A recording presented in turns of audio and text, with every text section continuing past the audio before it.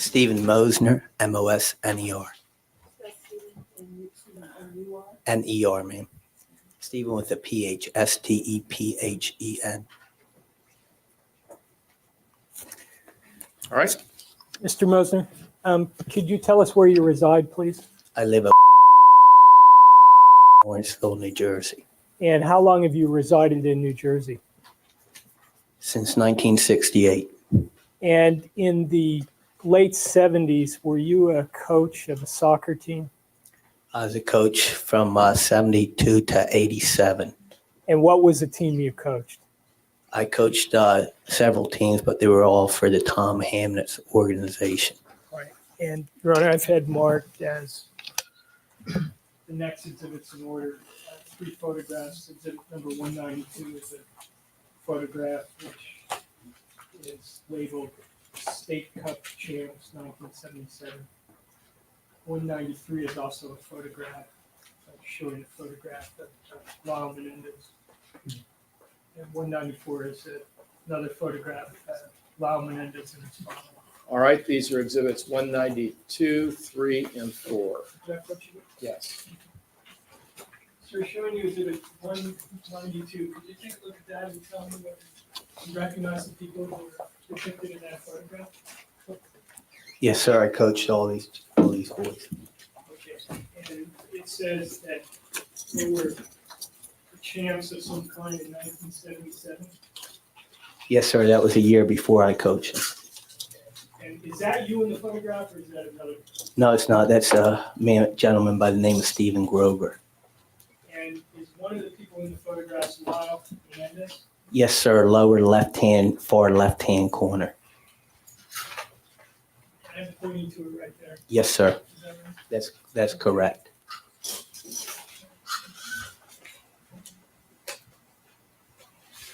And did you coach this same team the year following the year that's depicted in that? Not exactly the same team. 85, 90% of them are members of my team. Okay, I'm showing you 193. Is that a photograph which depicts Lyle Menendez at about the age when you met him as a coach? He looks a bit younger there. Okay. And is that the jersey he's wearing, the name of the team that you coached? That was from the same organization, yes. And showing you 194. Is that a photo of Lyle Menendez Yep. around the time that you coached him? Yes, sir. And do you recognize the jersey he's wearing there? I don't really. Okay. That would have been the same age. Yes, sir. That would have been a house team photo there. I coached them both on a house team and an all-star team. The blue uniform was the all-star. The yellow is a house team. Okay. And you see in the lower photograph there's someone in the photograph with Lyle Menendez. Is that someone you recognize? The gentleman to his left? Yes. Yes, sir. That was his father. And how much, if any, contact did you have with the father as you were coaching Lyle Menendez? I saw him frequently. I had little direct contact with him. What years, if you remember, did you coach Lyle Menendez? I coach 11 and 12-year-old boys, so wherever that falls in. So if he was born in 68, it would have been, 1980. all right.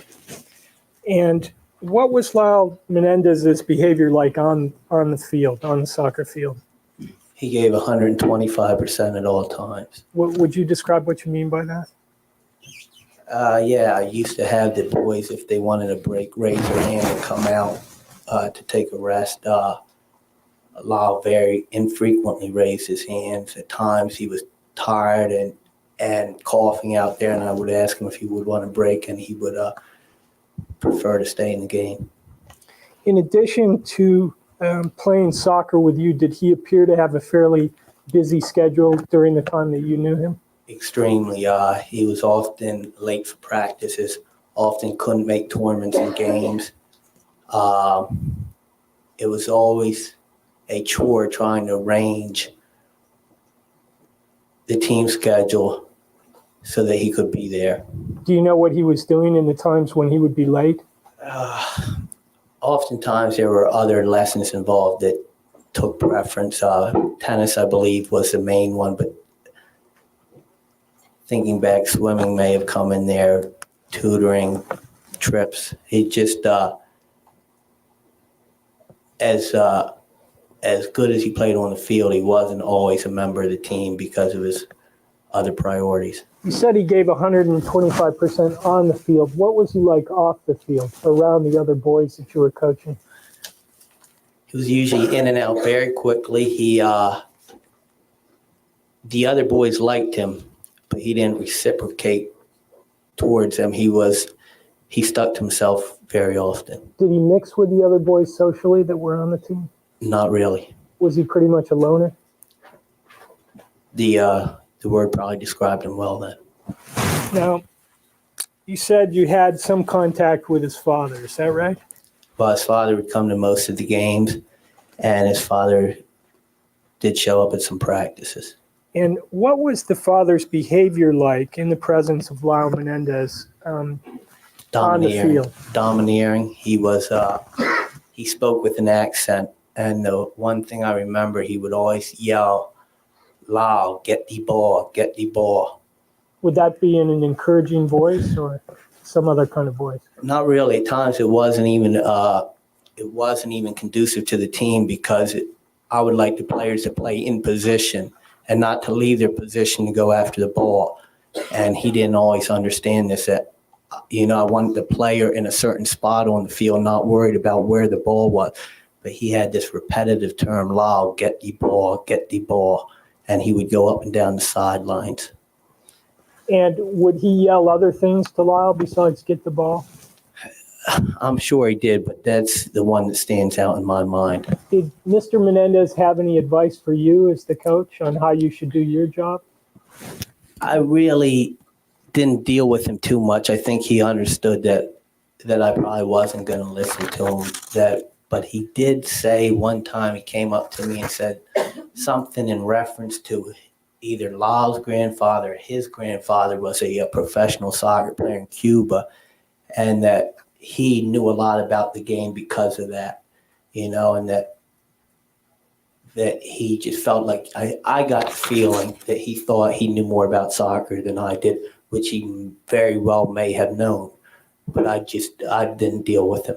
Was he a nice guy to you, Mr. Menendez? He was polite to me, and I never had any cross words with him. And did you see him interact with his son, for instance, during half times or timeouts in the game? Yes, I did, sir. What would you observe in that regard?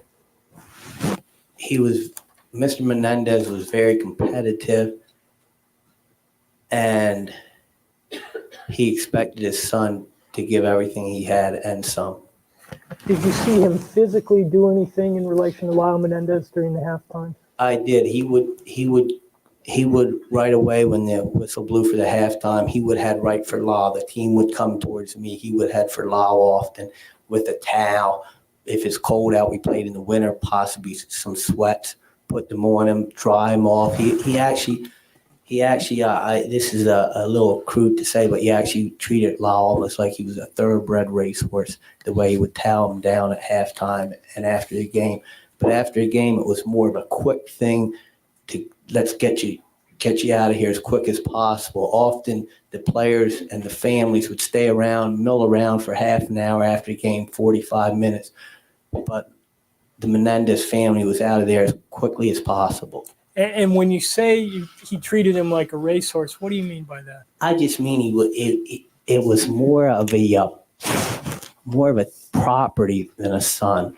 Objection sustained. The answer is correct. Would there be times when the team would travel out of town? Yes, sir. And would Lyle Menendez always travel with the team, or would he get there by some other means of transportation? At the time, I had a Volkswagen van that I used to pile the kids in. And Lyle, to my record,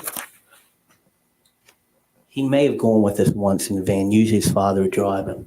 His father would transport him to the games? Yes, sir. Did it seem like his father was treating him in a special way from the other players on the team? I took it different. I took it that maybe his father didn't trust my driving.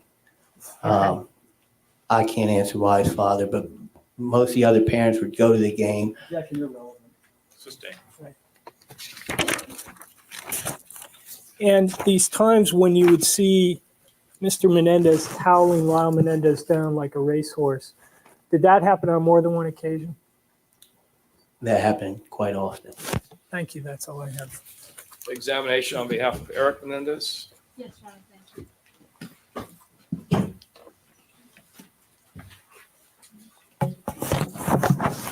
Mr. Mosner, you coached Lyle Menendez when he was 11 and 12 years old. Is that right? Yes, ma'am.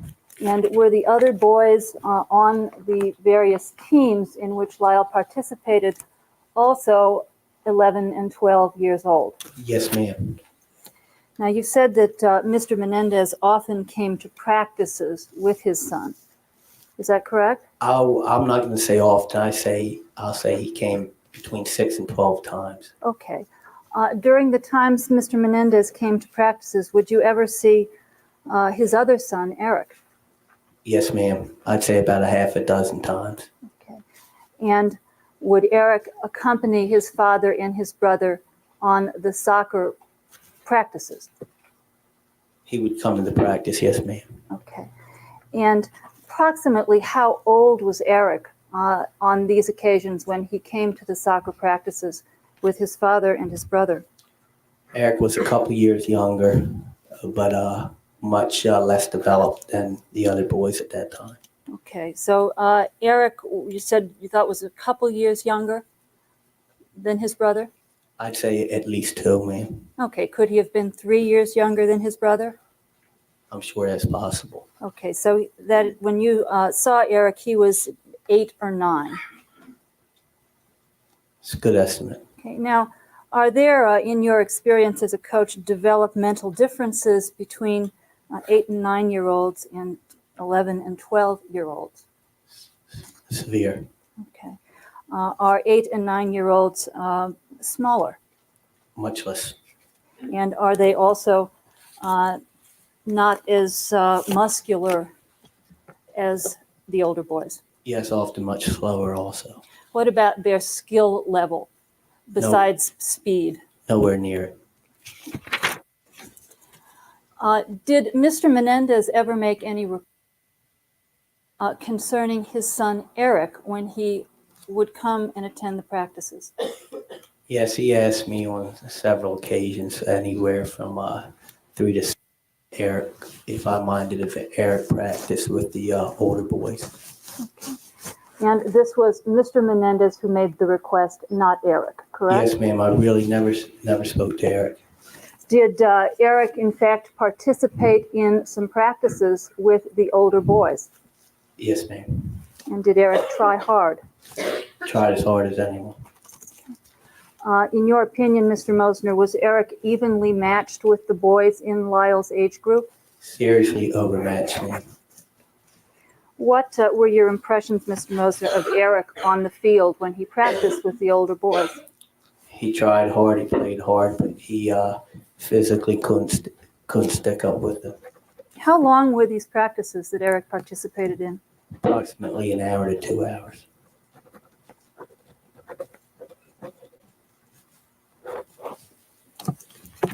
Thank you. I have nothing further. Cross-examination. Thank you, Your Honor.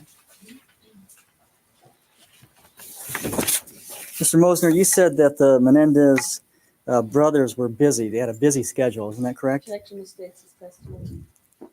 Rephrase the question, please. Yeah, didn't you indicate that the brothers, or at least Lyle Menendez, was on a busy schedule? Yes, sir, I did. That he was often late for practice?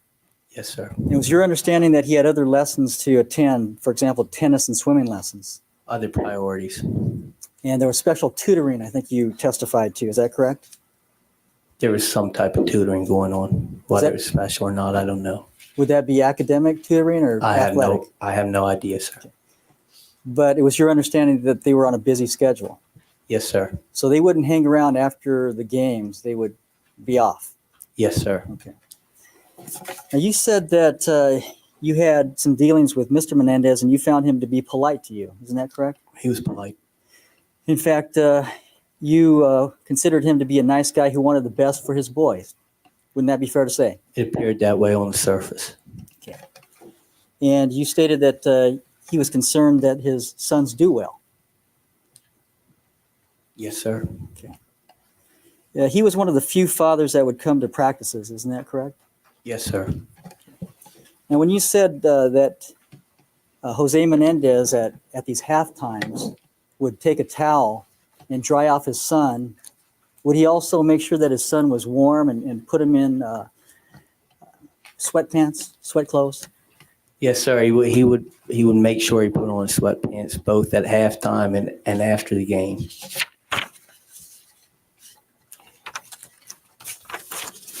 Did he appear to be proud of his sons?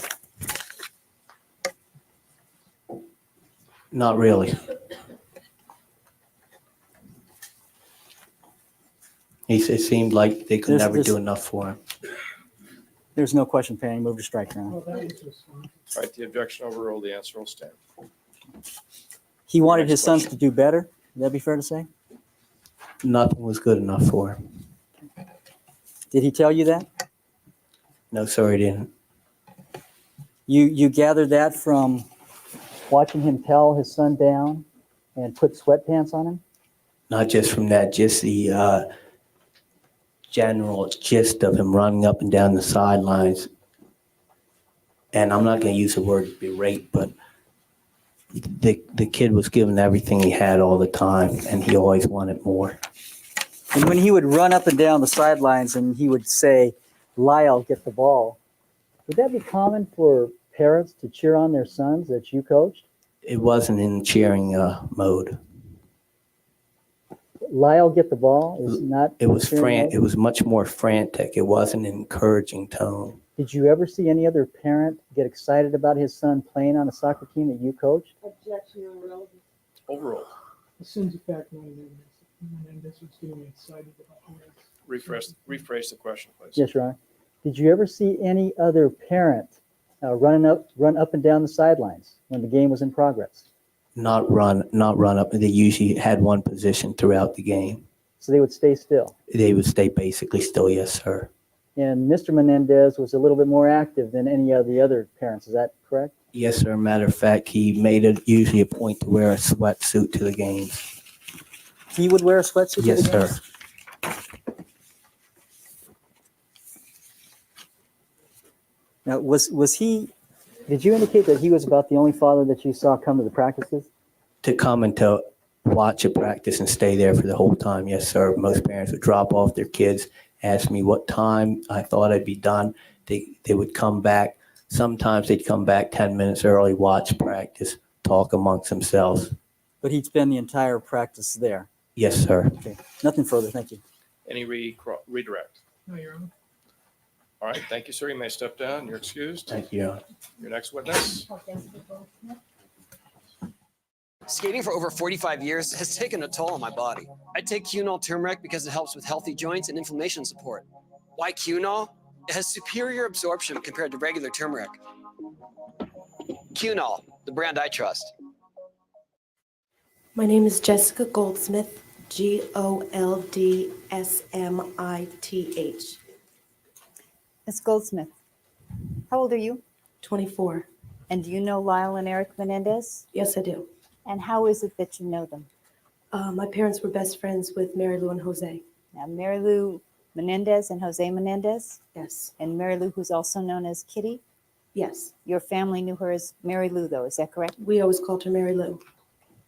And are you going to school now, or are you working? What are you doing? I just finished my Master's of Social Work, and I'm a project director for the Epilepsy Foundation. And are you nervous? Very. You said that your parents were best friends with Lyle and Eric's parents. Mhm. And do you remember a time when you met them, or did you know them all your life? As long as I can remember, I've known them. Okay. And do you remember when you saw them by the houses that they lived in? Yes. And when do you remember knowing? In the house in Muncie. Is that Muncie, New York? Yes.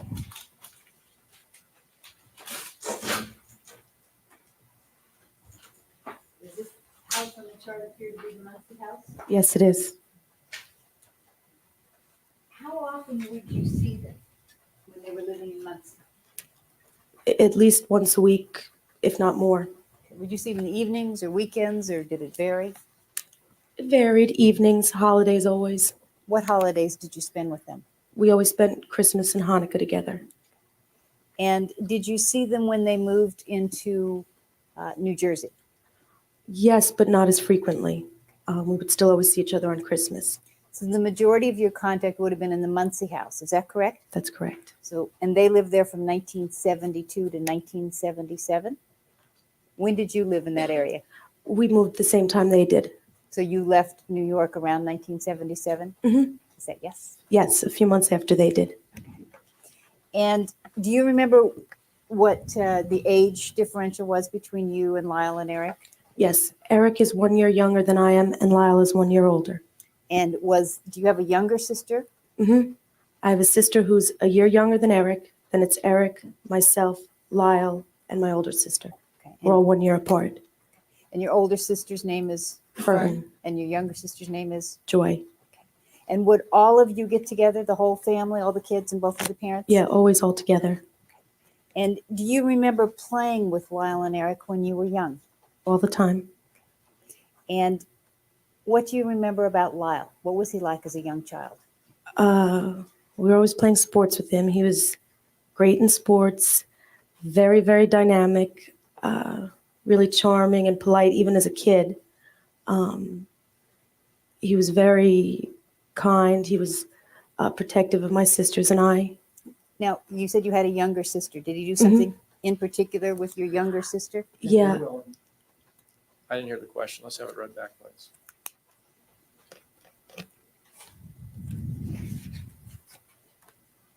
Question now, you said you had a younger sister. Did you do something in particular with your younger sister? Be more specific. Objection sustained. Was the Menendez a family that valued winning? very much, yes. And when you played with Lyle and Eric, did you choose up teams? We always had the same teams. Lyle and Joy would play against Fern, Eric, and myself. And Lyle would always say that Joy had to be on his team. Joy was really too little to play at the time. And he would always say that she had to be on his team because she was the best and he couldn't play without her. And it was just nice because she was really too young to play. And they always won. Do you remember seeing the kids, not only seeing Lyle and Eric, not only in their home, but in stores and in other places outside the home? Yes, I did. Sustain. The answer is stricken. Did you have an opportunity to observe Lyle and Eric's behavior in their home? Yes. Did you have an opportunity to observe their behavior also outside the home? Yes, we often went shopping with them or to restaurants with them. And do you remember an incident when you were shopping with them in a shoe store? Yes, I do. If I can ask the next question. All right. The objection is overruled. How old were you? We all still lived in New York, so I couldn't have been older than 8. So that would have made Lyle 9 and Eric 7 at the At oldest. the oldest. And do you think it may have been younger, or do you think that? It may have been. And what happened in the shoe store? Lyle and Eric were running around like they usually did, really, really rowdy. And I was just sitting on the bench. Our parents were there, and I wasn't allowed to run around with them. Was Mary Lou there? Yeah, Mary Lou and my mother were there. They were trying on shoes. And Did Mary Lou do anything to stop them from running around? no, she didn't seem to mind. And did anybody get hurt? Eric got hurt. When he was running around, he tripped and hit his head on the shoe rack, and he cut his head. And did his mother seem to be upset about that? Not overly upset. I know he needed stitches. I remember my mother commenting that Mary Lou finished buying her shoes before we took him on to the hospital. Now, was there a time when Lyle and Eric stayed at your house? Yes, they did. They stayed with us for a week once. Okay. Did you ever stay at their house without your parents? No.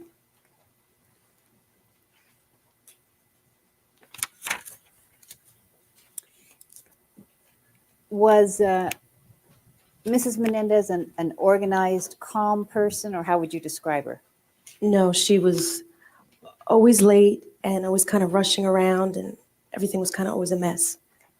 Did it seem to be important what the public impression was of the family? That was always very, Objection sustained, the answer is stricken. It's foundational, Your Honor, for the next question, if I may. Well, you'll have to get to it. Okay. Can you describe Eric for us?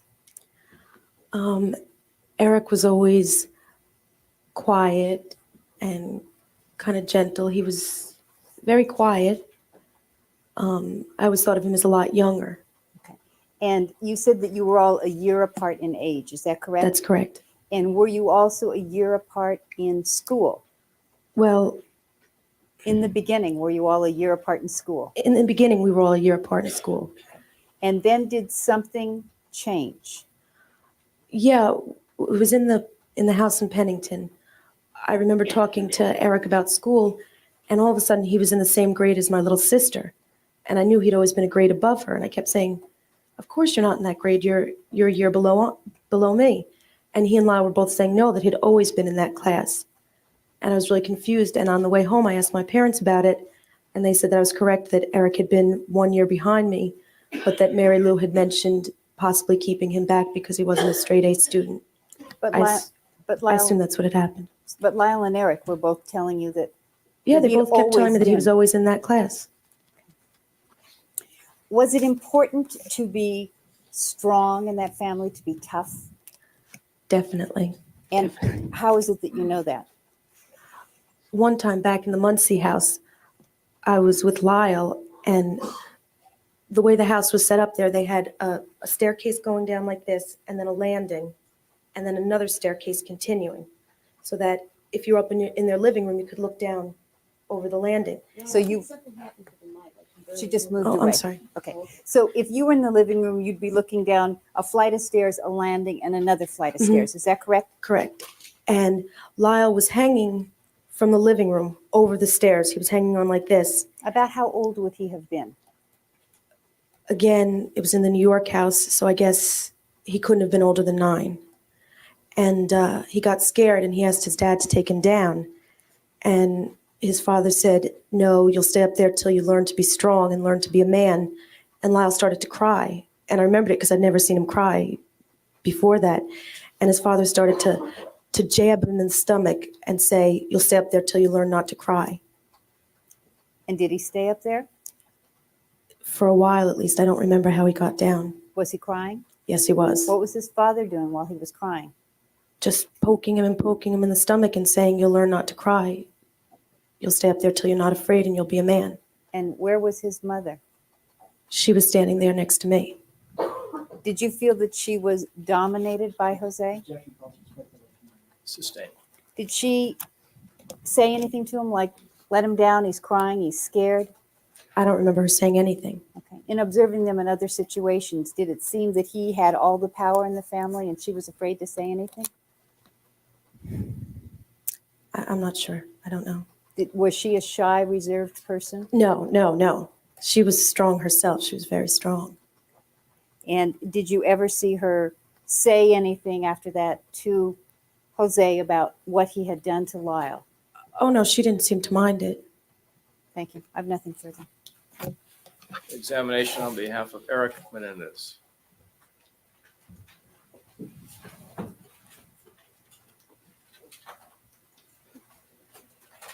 Ms. Goldsmith, did Lyle appear to be important to Mr. and Mrs. Menendez? Yes, he did. Okay. What about Eric? How would you compare how important Eric was to them? Well, they never really mentioned him quite as much. They talked about Lyle and his sports a lot.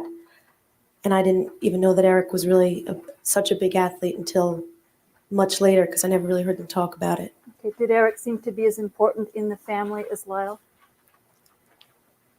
Lyle stood out more, seemed to get more attention. Okay. Thank you.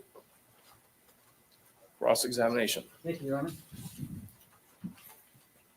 Ms. Goldsmith, your parents were best friends with the Menendezes, is that right? Yes, they were. And how far away did you live from them? In which house? The Muncie house? As I remember, not more than 15 minutes, 10, 15 minutes away. And you would spend a lot of time over at the Menendez house playing with the defendants? Yes. How many times a week would you go over there and spend time? It varied. It did vary. At least once a week we would be there. This once a week, would you be there for several hours playing? Yeah, we would go over in the evening sometimes. And we would play, I remember we would play soccer outside as it got dark. So your parents would let you play outside with them as well? Yes. Now, how old were you when you used to go and play with the defendants in this case? What was the range in your age? Well, like I said, as far back as I remember, we were friends with them, and I moved when I was 8, so from the time I was little until I was 8 years old. Okay, I'm sorry, you did what when you were 8? We moved out of the house when we were 8. We all moved out of New York. So until I was 8, I was playing with them. And then after that, we played occasionally still when we were older. You would see them at Christmas time? Yeah. You would not see the defendants after you were 8 very often then? Not too often. If they had a match near us, sometimes we would go.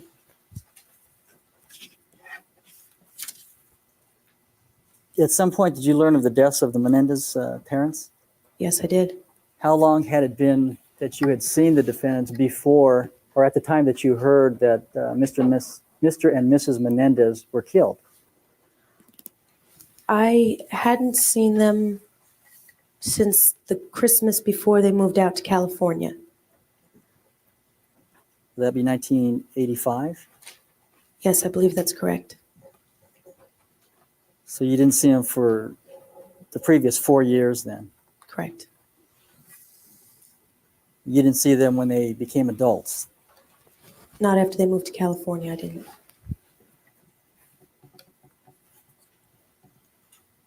You said that Lyle was a dynamic person, is that correct?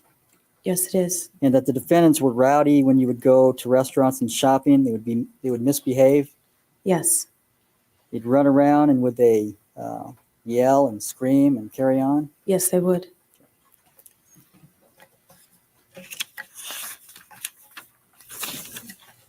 Would you say that they were kind of wild when they were that age? They were very wild. Now, at this shopping excursion, Mrs. Menendez actually had to take Eric Menendez to the hospital. I believe so because he got stitches. Now, you indicated that it was important to be tough in the Menendez household. That'd be fair to say? Yes, it would. And there were only boys in that household. Yes. Correct? And you had 2 sisters? Yes. Now, you talked about the situation where Lyle was hanging from something. Yes. What was it that he was hanging from? He was hanging the living room of the floor above. He was actually hanging from the ground from up there.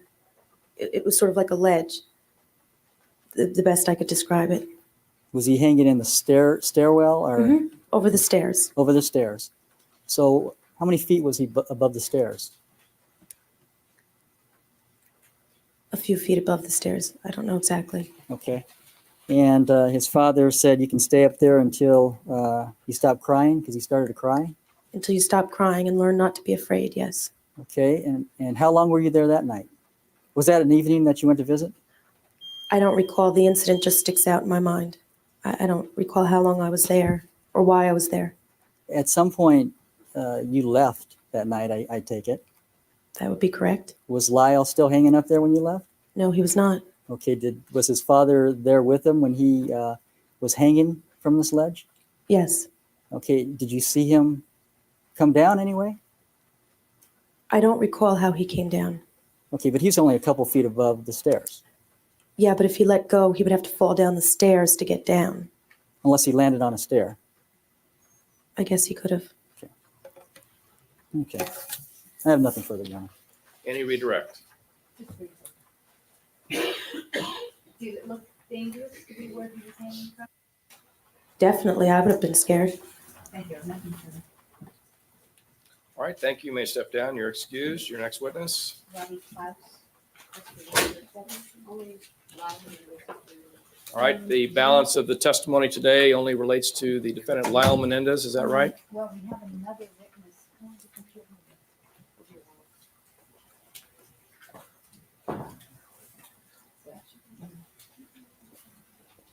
What we're trying to say, we have several more witnesses, and Mr. Kaufman needs to be out today, and he's sure to be, we have other witnesses. The other witnesses in clinical, Well, you let me know how long you think the next witness will take.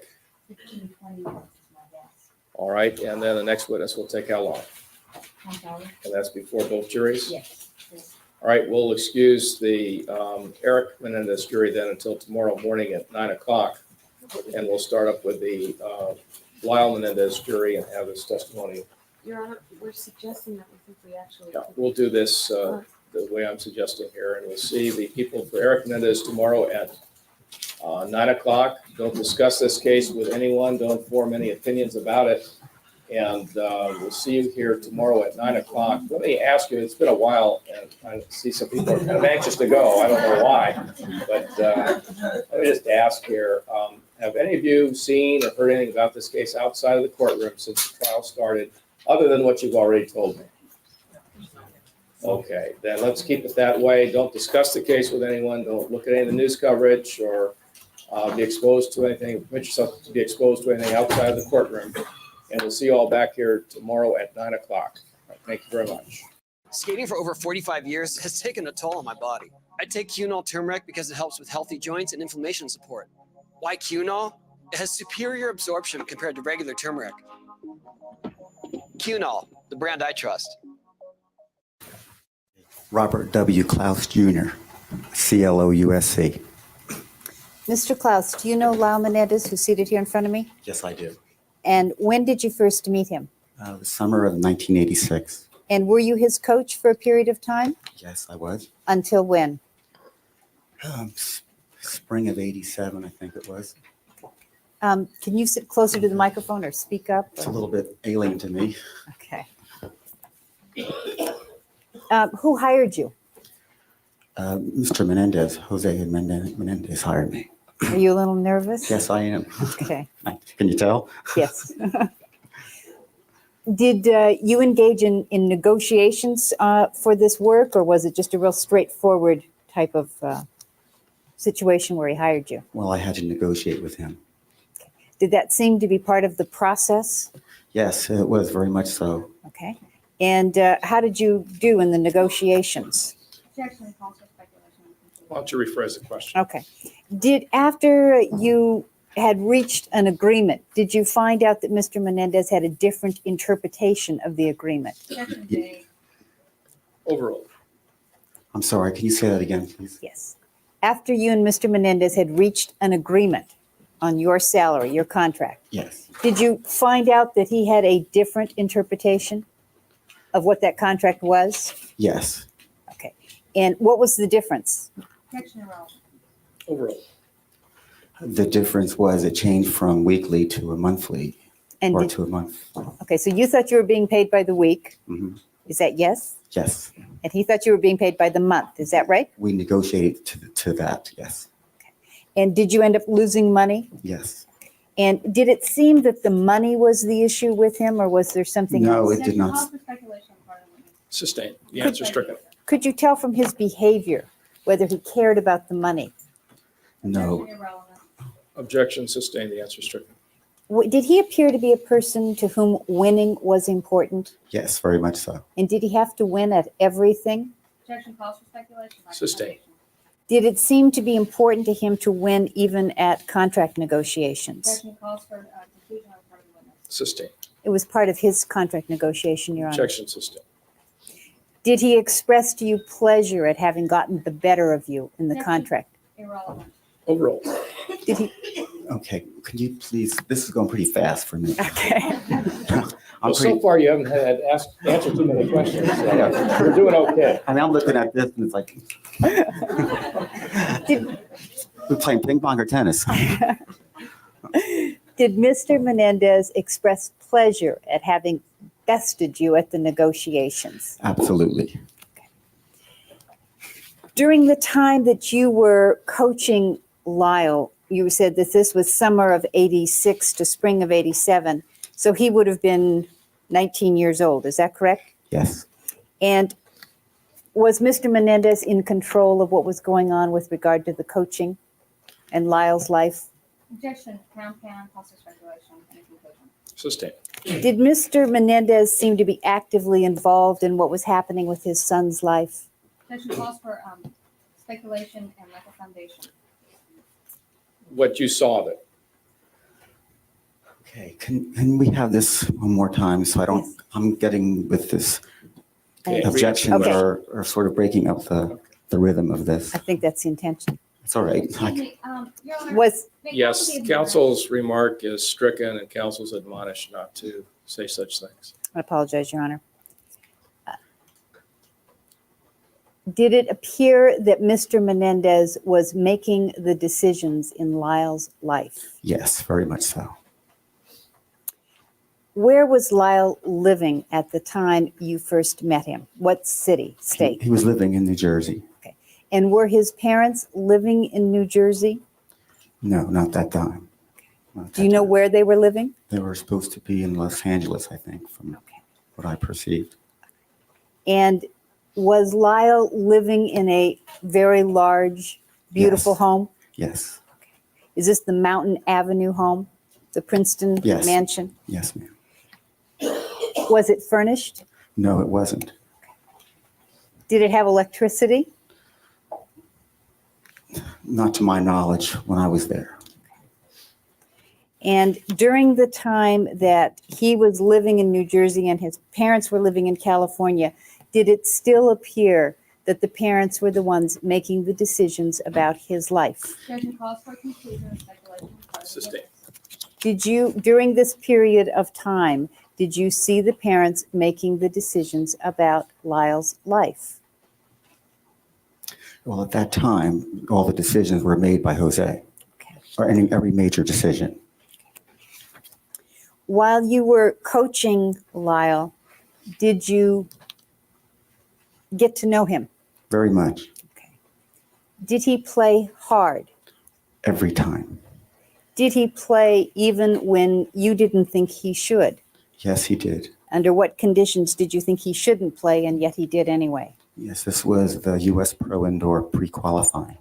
And why did you think he shouldn't play? Well, he sprained his ankle, I think the day before, wearing boots, and I just almost wanted to pull him out. And he wouldn't let you? Well, at that point, he said he wanted to play. So I went along with it. Did he talk about his father to you? About a little bit, yes.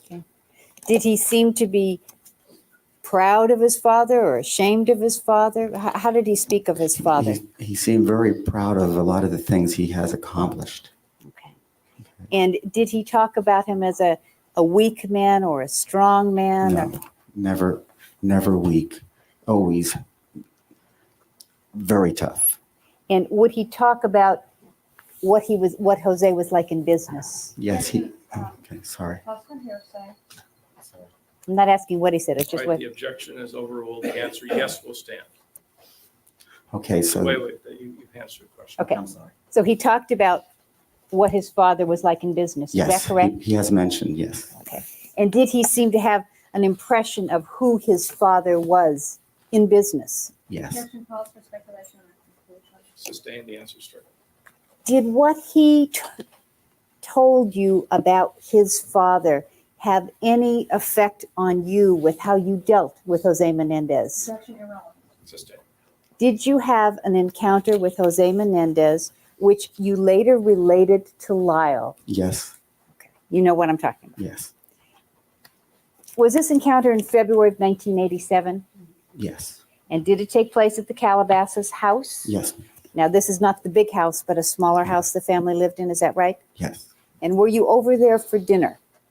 yes, Was Lyle there? yes, Was Mrs. Menendez there? yes, Was Eric there? yes. And the ferret. And the ferret. After dinner was over, did Mr. Menendez ask you to step away from the table? Yes, And did you do so? yes, And did he direct you to some particular location? yes, we did walk to another room. Did everybody else join you? No. Who else joined you? Kitty followed. And did Mr. Menendez then have a conversation with you, which you later related to Lyle? Later in April. Okay. What was that conversation? Okay. Did you wish to be heard? Yes, Your Honor. All right, you may approach. All right, Thank you.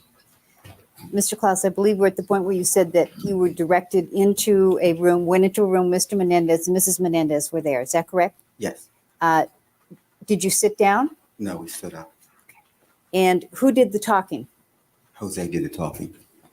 Now, can you remember absolutely word for word what was said, or you just remember the general message that was I given? got the gist. Okay. And are there particular words that stand out in your mind, though, that were Yes. used? Okay. Now, with our apologies to the jury, I would like you to repeat now what it was Mr. Menendez said to you. I can say this. Word for word. I'm in the same boat as the jury. I don't know what it is you're going to say. He's until you concerned say it, about sir. So, some of the language, Your Honor, so I'd like him to repeat what was said.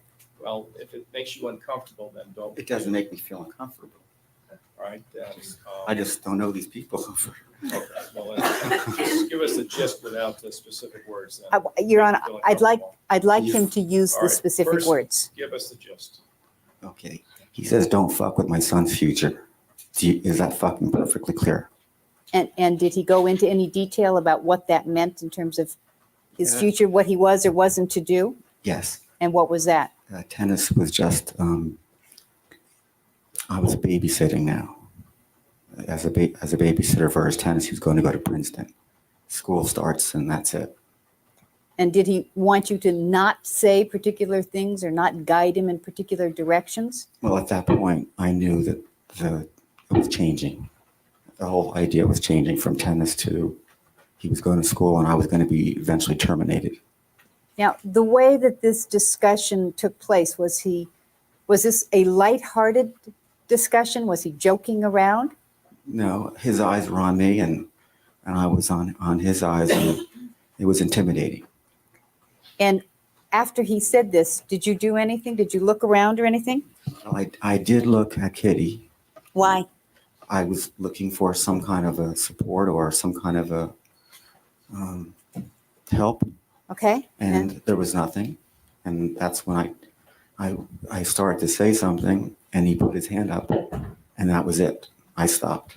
How old were you at the time? I was about 35. Now, when he put his hand up, why didn't you just speak your piece? I knew that was the end of the conversation. But why wouldn't you just go ahead and explain what your views were? I just felt that was it. No more to be said. Dismissed. Okay. Did you later repeat this conversation to Lyle? In April. And why was it that you saw him in April? What was happening? He flew to Florida to play a segment. It's a USTA segment, which is a professional tournament. It has something to do with tennis, I take it? Yes. USTA is U.S. Tennis Association? Yes. And when you saw him, is that when you told him about the conversation? Yes. And how did he react? Did he say anything right then? He didn't say anything right then. He just looked very sad, like all of a sudden. And I think he knew something happened. Objection, move to strike this. He knew something happened. It's speculation. Objection sustained. That part of the answer is stricken. So he looked very sad. Yes. Did he then go into play? The next morning, And what happened?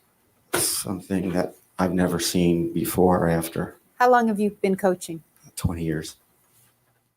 One of my favorite supplements is Cunol turmeric. Turmeric helps with healthy joints and inflammation support, and Cunol has the #1 doctor recommended form of turmeric. Cunol, the brand I trust.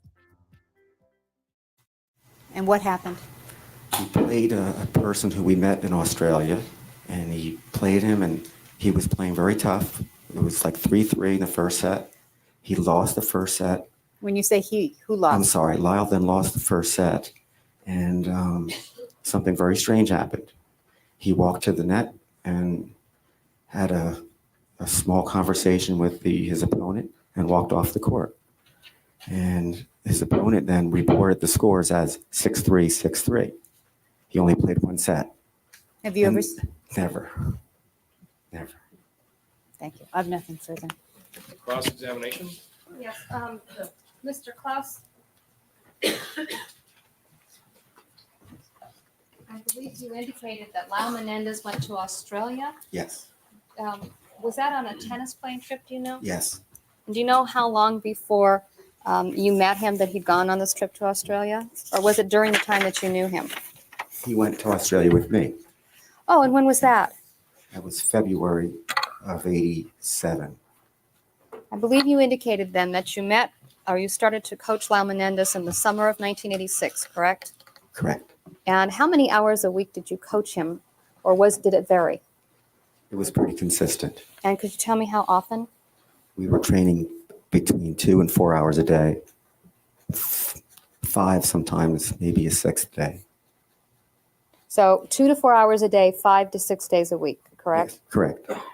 And this was pursuant to a contract that you had, right? Yes. Okay. And who paid for it? Do you know who paid for your services? Yes, Jose did. Where did you play?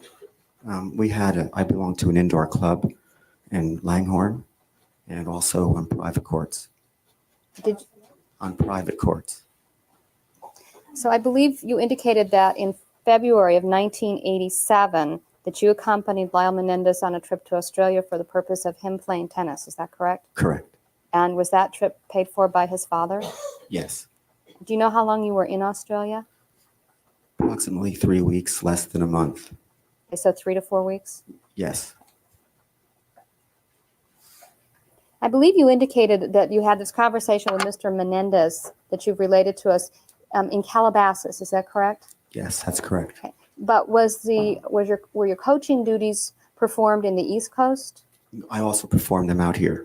Okay. How many times did you visit in California during this period of time between the summer of 86 and the spring of 87? Well, I just came out here 2 weeks before we left for Australia. And then when I came back, before I flew back to Florida.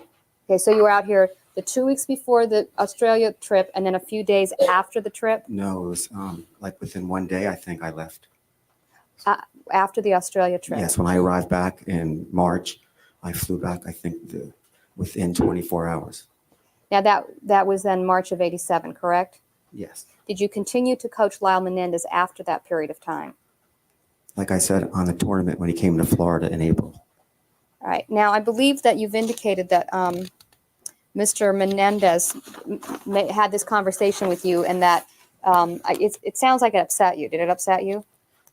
More so later than at the point. Okay. And then you repeated this conversation to Lyle Menendez right before he was going to play in the Florida tournament. Is that correct? Yes. Now, when Mr. Menendez spoke to you, did he indicate to you that he wanted his son to attend Princeton University? His son was going to attend. And he was desirous of his son pursuing an academic career at Princeton. Is that correct? Yes, ma'am. Versus being a professional tennis player? Versus yes. Okay. And I believe you've indicated that sometime in April you went to Florida with Lyle, or you saw him? I live in Florida. Okay, and you saw him in Florida in April, correct? Correct. Okay, now, were you living in Florida when you were coaching Lyle Yes. Menendez in New Jersey? Yes.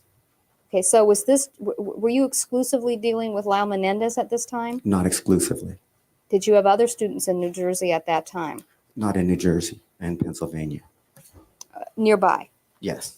And when you told Lyle Menendez this information right before he started the tournament, did you think maybe it would upset his playing in the tournament?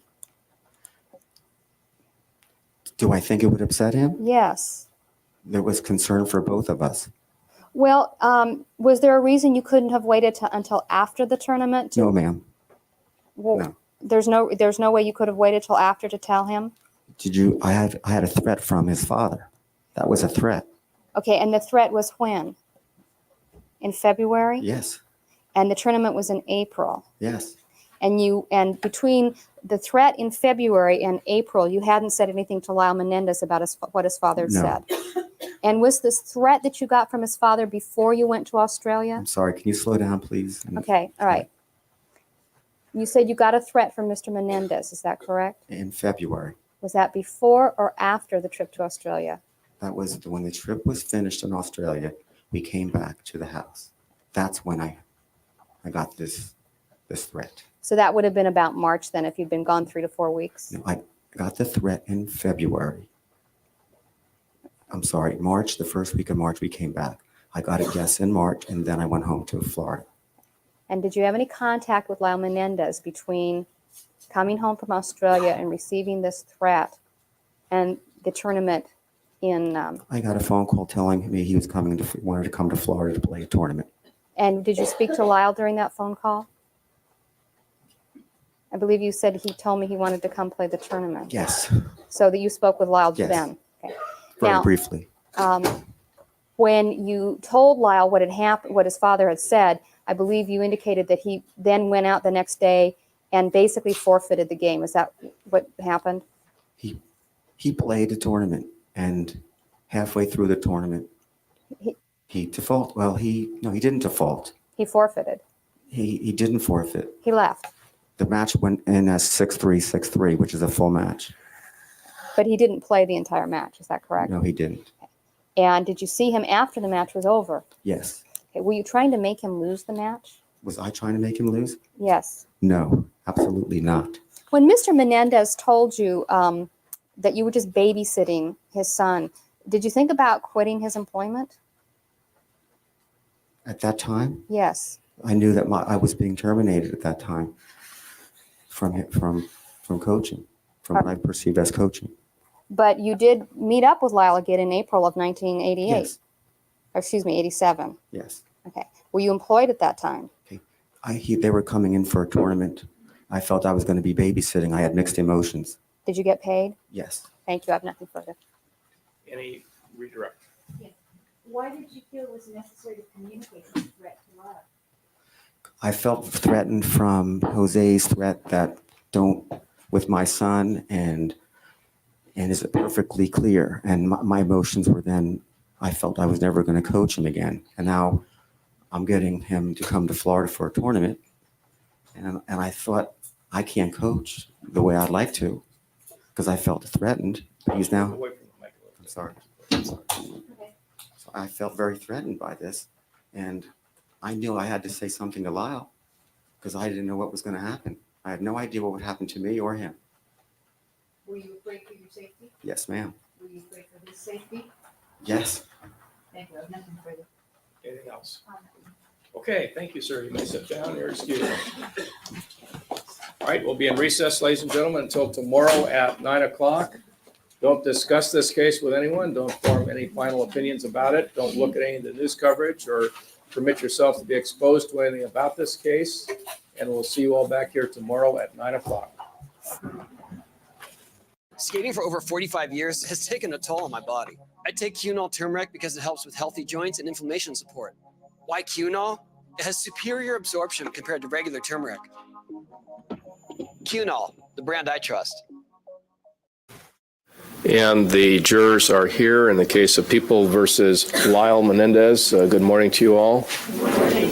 And we're going to proceed at this point with a witness who is going to present fairly short testimony before you folks. And then after that, we'll take a short break. And then the next witness will be testifying before both juries. So at this time, the defense for Lyle Menendez may call their next witness. Would you tell us your full name and spell your last name? Sorry, I didn't hear you. Spell your last name. Cross. And what is your full name? Patricia Norman Cross. Okay. You may proceed. Thank you. Could you tell us what you do for a living, please? I'm a school teacher. And how long have you been a school teacher? I've lost count, somewhere in the region of 30 years. 30 years. Mhm. And did you, for a certain period of your career, teach at a school called the Princeton Day School? I still do, as a matter of fact. And how long have you taught there? 15 years. And when did you start teaching? In 1979. And so you've taught there from 1979 to the present? Exactly. Do they all speak as you do at the Princeton Day School? Actually, quite a few. Okay. All right. You're English, by the way, for the record. Actually, I'm not. I'm American. But I obviously was born in England. I've been an American citizen since 1979. What is the Princeton Day School? What kind of a school is it? It's a highly competitive prep school which expects to send a very good percentage of its students to Ivy League colleges, and many parents send students to our school with that particular intent in mind. And when you say it's highly competitive, is this a school that's also very expensive? Yes, I don't think I could afford to send my children there. At the moment, the tuition is in the realm of $12,000 a year for day students. And what do you teach exactly? I teach history in the middle school, which means 5th through 8th grade. And is there an upper school as well? Yes, there is. That's 9th through 12th grade.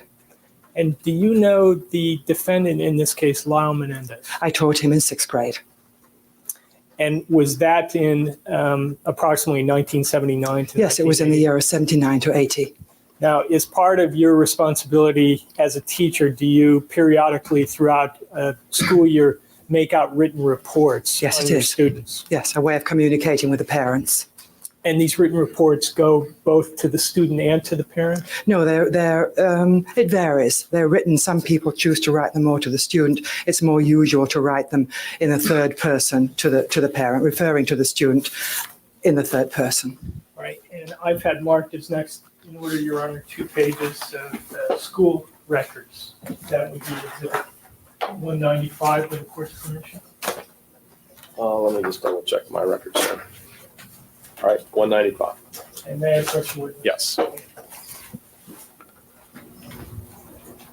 And showing you exhibit 195, do you recognize that document? Yes, I do.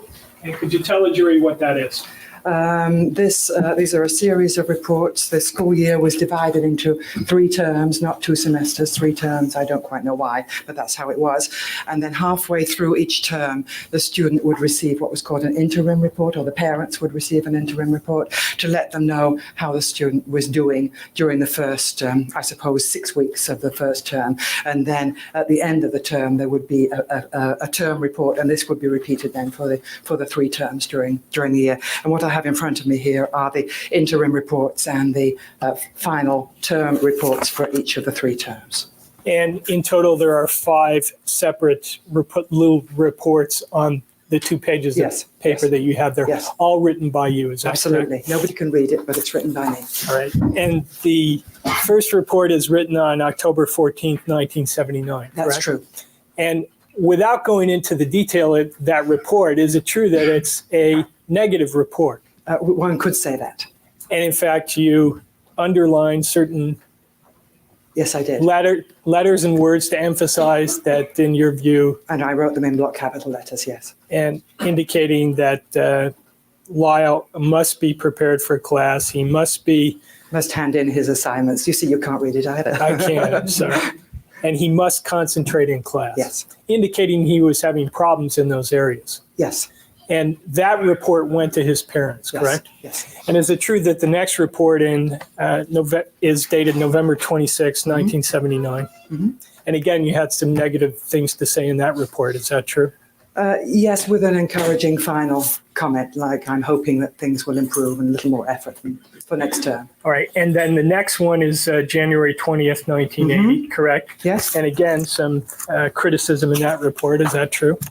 Yes, about inattentiveness in class, but I do say there has been an improvement. And in the report dated November 26, 79, you actually give him a grade. Is that true? Yes, that's because it was the end of the first term. And you gave him a grade of 4B? Yes. Princeton Day School has a very peculiar grading system, and I don't know if you want me to expound on that. Well, just tell us whether that's a bad grade or a good It's marginally bad. It's below average. Now, the next report, which is on page 2, is dated March 1st, 1980, correct? Yes. And you gave him an improved grade at that point. Yes. And also the report itself is improved with some minor criticism, correct? And the last report dated June 5th, 1980 is also has a grade of 3B, which is an improved grade. Yes, and that's for the 3B for the term and 3 for the year, which means average. And that report appears to be favorable, correct? Yes, you have to understand at the end of the school year, you're trying to give the student a pat on the back and say this year's over, maybe thank goodness in some people's cases, and encouraging them to go on to next year on the right foot, Now, the reports on the first page, I think you've established are fairly negative in tone. Yes. And the one that was written on March 1st, 1980 is more positive in tone. Mm-hmm. Is there something that happened between the writing of those first 3 reports and the writing of the report on March 1st, 1980? Yes, there is. And could you tell the jury what happened in terms of your interaction with either Lyle or his parents? Objection compound. Rephrase the question. Between the writing of the report in late 79 and the writing of the report in March of 1980, did you have a conference with Lyle Menendez's parents? Yes, I did. And was that conference held on what's called parent-teacher night? Yes, it was. Tell a jury what that is, please. Halfway through the year, the parents come in for a conference, and I had a date. A date isn't exactly the right word. An appointment with Mr. and Mrs. Menendez. I'd been working at school all day, and they were late. The appointment, I think, was somewhere like 10:30 in the evening. They came in rather. I was leaving the building, as I remember, and they came in and accosted me. That would be a good word to use, I think, and asked me, excuse me. I'm sorry. I'm sorry. I have to talk to this. Oh, I'm sorry. Next time she'll raise her hand. Please.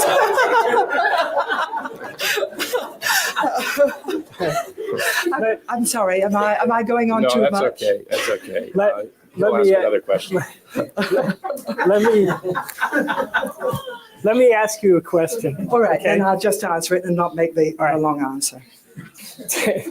Tell me what hours were set aside for the parent-teacher conference All right. that evening? As I remember, somewhere probably between, say, 7:30 and 10:30 in the evening, after a full day's teaching.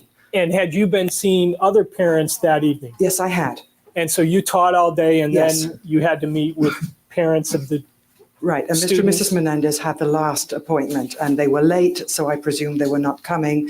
And then they arrived, and as I was saying, they accosted me.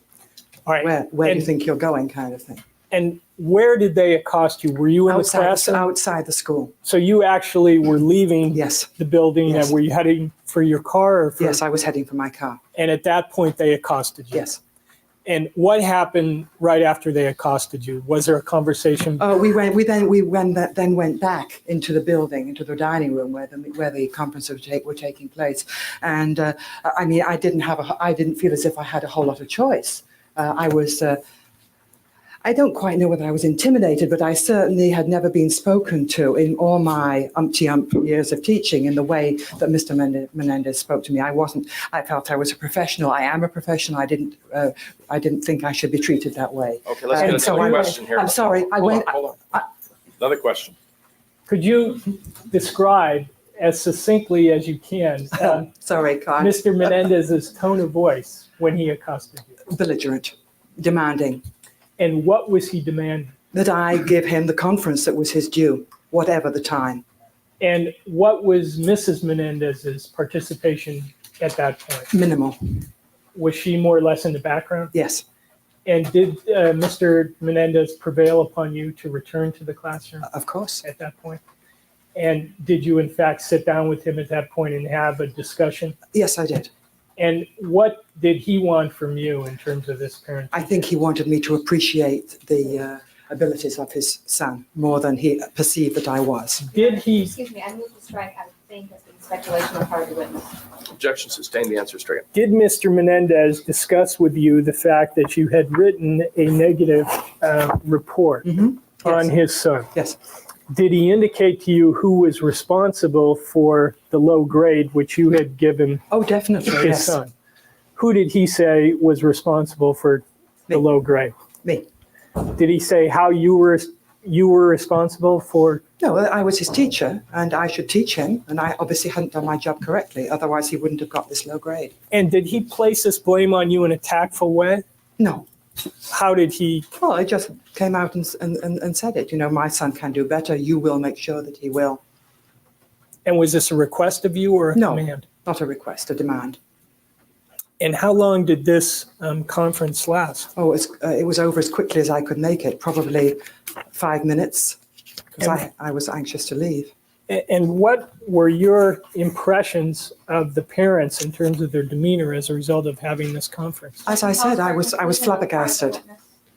Excuse me, move to strike the answer as her reactions were non-responsive, and it calls for conclusion. March of 1980, that you were influenced by Mr. Menendez's belligerent behavior and the way you wrote that report. Yes, yes. How were you influenced? I decided to back off and not to be as quite as tough as I might otherwise have been, but I decided I wasn't going to engage in any more confrontations or communication to avoid Mr. and Mrs. Menendez as much as I could. And that was a way of dealing with the problem.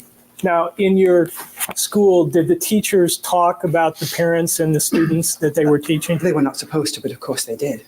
And was it well known in your community of teachers that the Menendez parents were problem parents? Yes. Objection, excuse me, move to strike as being improper.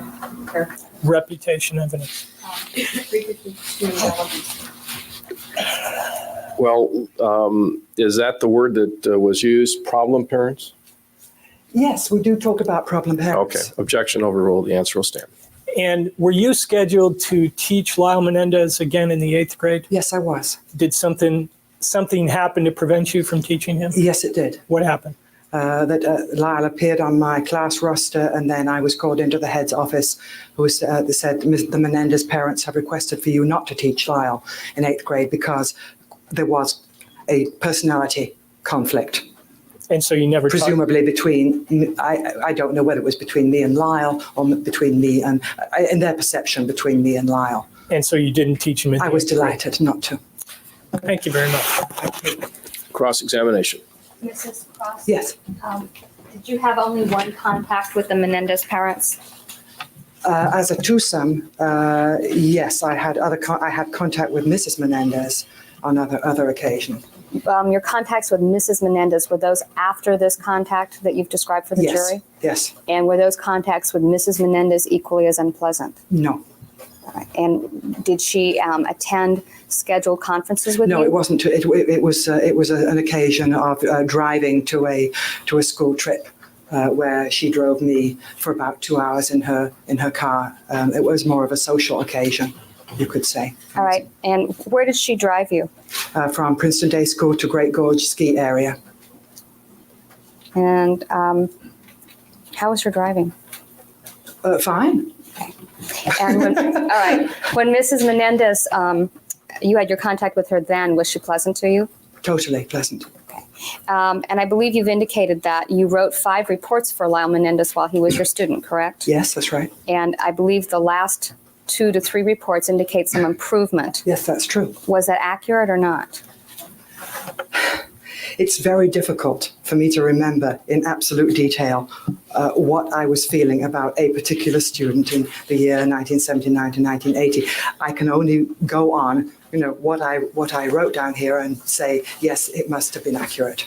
All right, so you wouldn't have given Lyle Menendez a grade that he didn't deserve just because his father yelled at you, would you? No, I think that's very doubtful. I think I may have said something in the comment, as was indicated a minute ago, but I don't think that's a $64,000 question for any teacher. Are you influenced by the parents? And there's an ambivalence on that answer. Well, let me just ask you this. What were the grade ranges? Was it 1 through? 1 through 6. All right, and originally you'd given him a 4B? Yes, that was when he was brand new, had never been to PDS before, didn't know the expectations, and was having a hard time. Okay, did he improve during the course? Yes, he did. All right, so if you indicated in your report that he improved, that was accurate? Yes, I will say it is. And if there were 6 grades possible, you rated him a 4 and then raised it to a 3? That's correct. With 1 being the best? 1 was so superior that hardly anybody ever got it. All right. It's like an A+. All right, so the traditional excellent score would have been a 2. Exactly. An average score would be a 3, and below average would be a 4. And what's a 5? A 5, we never used it. In the middle school, no, the idea was nurturing and helping, building skills, this kind of thing. So it was really only a 4-point grade. All right, and so between did you legitimately raise his grade from a 4 to a 3? I guess that's my question. I think I did. Okay, thank you, ma'am. Thank you. Anything else? Yes, just briefly, this contact you had with Mrs. Menendez, Yes. was that the only other contact that you met her? Yes. And you never had any other contact with Mr. Menendez? None. And when you went on this trip with Mrs. Menendez, her husband wasn't with her in the car, was she? Was he? Oh, no, he was not. And Lyle Menendez was not in the car? No, he went on the ski trip on the school bus. So it was just the two of you in Yes. the car? Yes. All right. And you didn't mean to suggest you were changing grades as a result of some bad conflict you had with the parents? No, I didn't change the grade. That was, I mean, I tried to be, but I just remember distinctly being intimidated, and I especially remember this incident. I mean, you have so many students and so many parents to deal with. I don't remember them all, but I do remember that incident very, very clearly. Thank you. Didn't require much digging at all. Thank you. That's Thank you. All right. Nothing further. All right, thank you. You may Thank step you. down, you're excused. Thank you very much. One of my favorite supplements is Cunol turmeric. Turmeric helps with healthy joints and inflammation support, and Cunol has the #1 doctor recommended form of turmeric. Cunol, the brand I trust. Would you tell us your full name and spell your last name? Faith Goldsmith, Goldsmith. Okay, let's see if we can move that microphone a little bit, adjusted for her.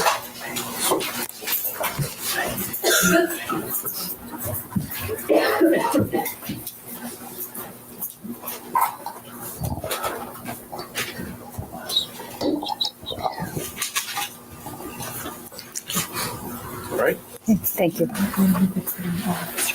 Oh, thank you. Sorry. Mrs. Goldsmith, were you friends with Mr. and Mrs. Menendez? Yes, I was. And you knew her as Mary Lou, is that correct? Right. And you knew him as? Jose. And do you know their 2 children, Lyle and Eric? Yes, I do. Were Mr. and Mrs. Menendez very good friends of yours? They were very dear friends. Were they among your closest friends? Yes, they were. And to your knowledge, were you their closest friends? To my knowledge, yes. We were very close friends. When did you first get to know them? I met Mary Lou when she started teaching in the Bronx, where I taught. I would say it was probably 1965, 1966. And did you continue to have contact with her and her family over the next period of time? Yes. Until when? We were in very close contact with them until we moved to Jersey. We moved to Jersey at about the same time they did. We remained in contact, but less frequently. Okay. When they moved to California, we had very little contact with them. Let's deal with the early years, when you first were teaching together. Mm-hmm. Did either of you have children at that time? No.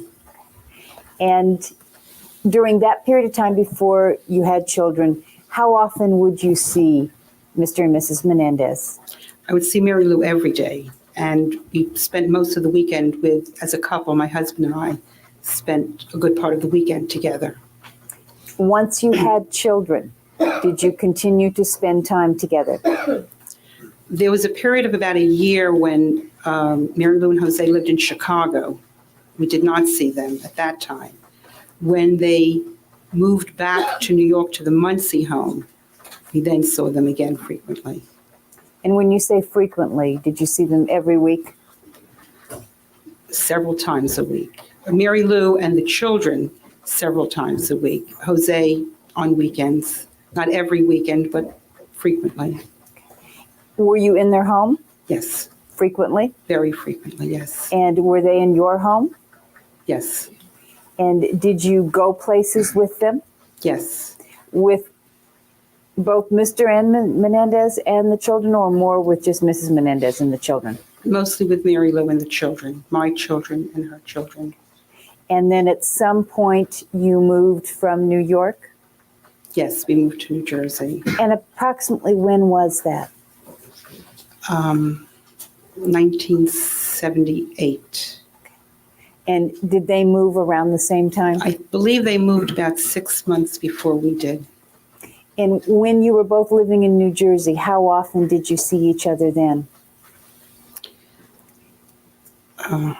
We saw each other less frequently. And as the years went on, it was less and less frequently. We did see each other. It was our tradition to see each other every Christmas. We always spent Christmas together.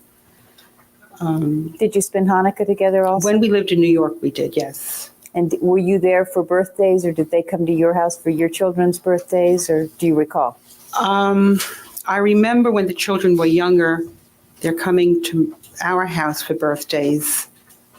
I remember one birthday for Eric that we were there. But other than that, you did not go to Eric and Lyle's birthdays that you recall? Not that I can recall. You said when you met her, when you met Mrs. Menendez, you were both teaching. Is that Right. correct? Mm-hmm. And are you still teaching? Yes, I am. How long have you been teaching? I returned to teaching about 8 years ago. I had stopped to raise my children, and I returned about 8 years ago. And what level do you teach? 5th grade. And have you always have you always taught No, fifth no, grade? not allowed. Have you always taught 5th grade? No, I taught 3rd grade, as did Mary Lou in the Bronx. Now, did you, were you around when the children were small? Were you seeing each other during that period of time? Yes, Who had a child first, you or Mary Lou? I did.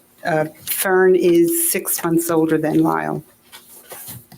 And I believe your daughter testified yesterday, and she indicated the children are all 1 year apart, yours, theirs, Right. who's theirs. Starting with Joy and ending with Fern and the others in between. Okay. And you had 3 girls. Yes.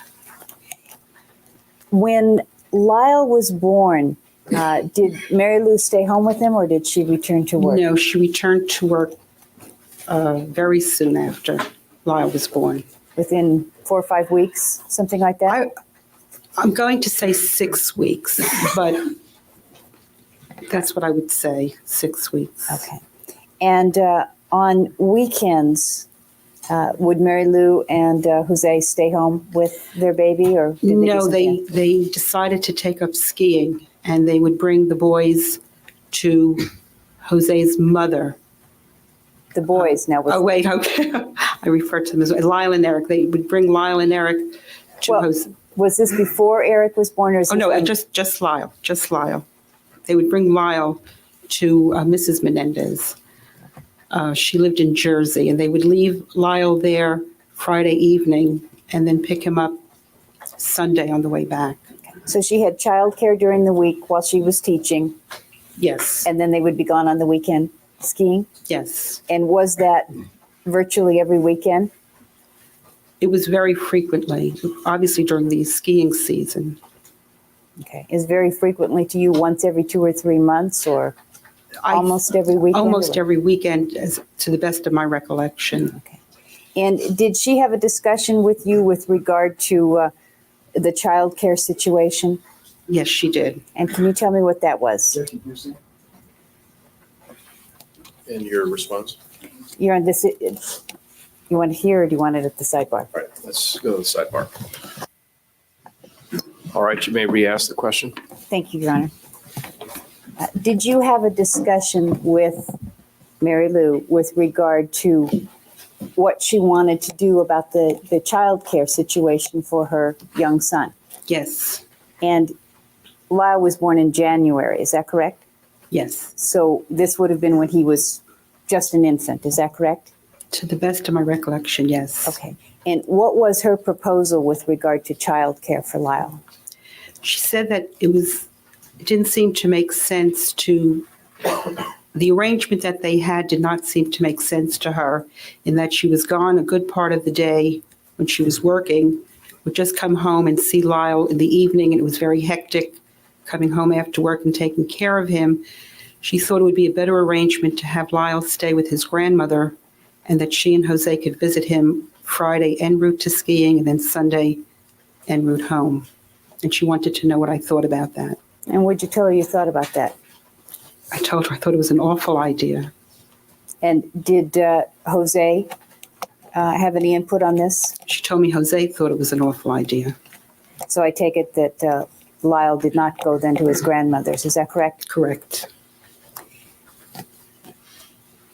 Was Mary Lou a timid kind of person, shy, or was she something else?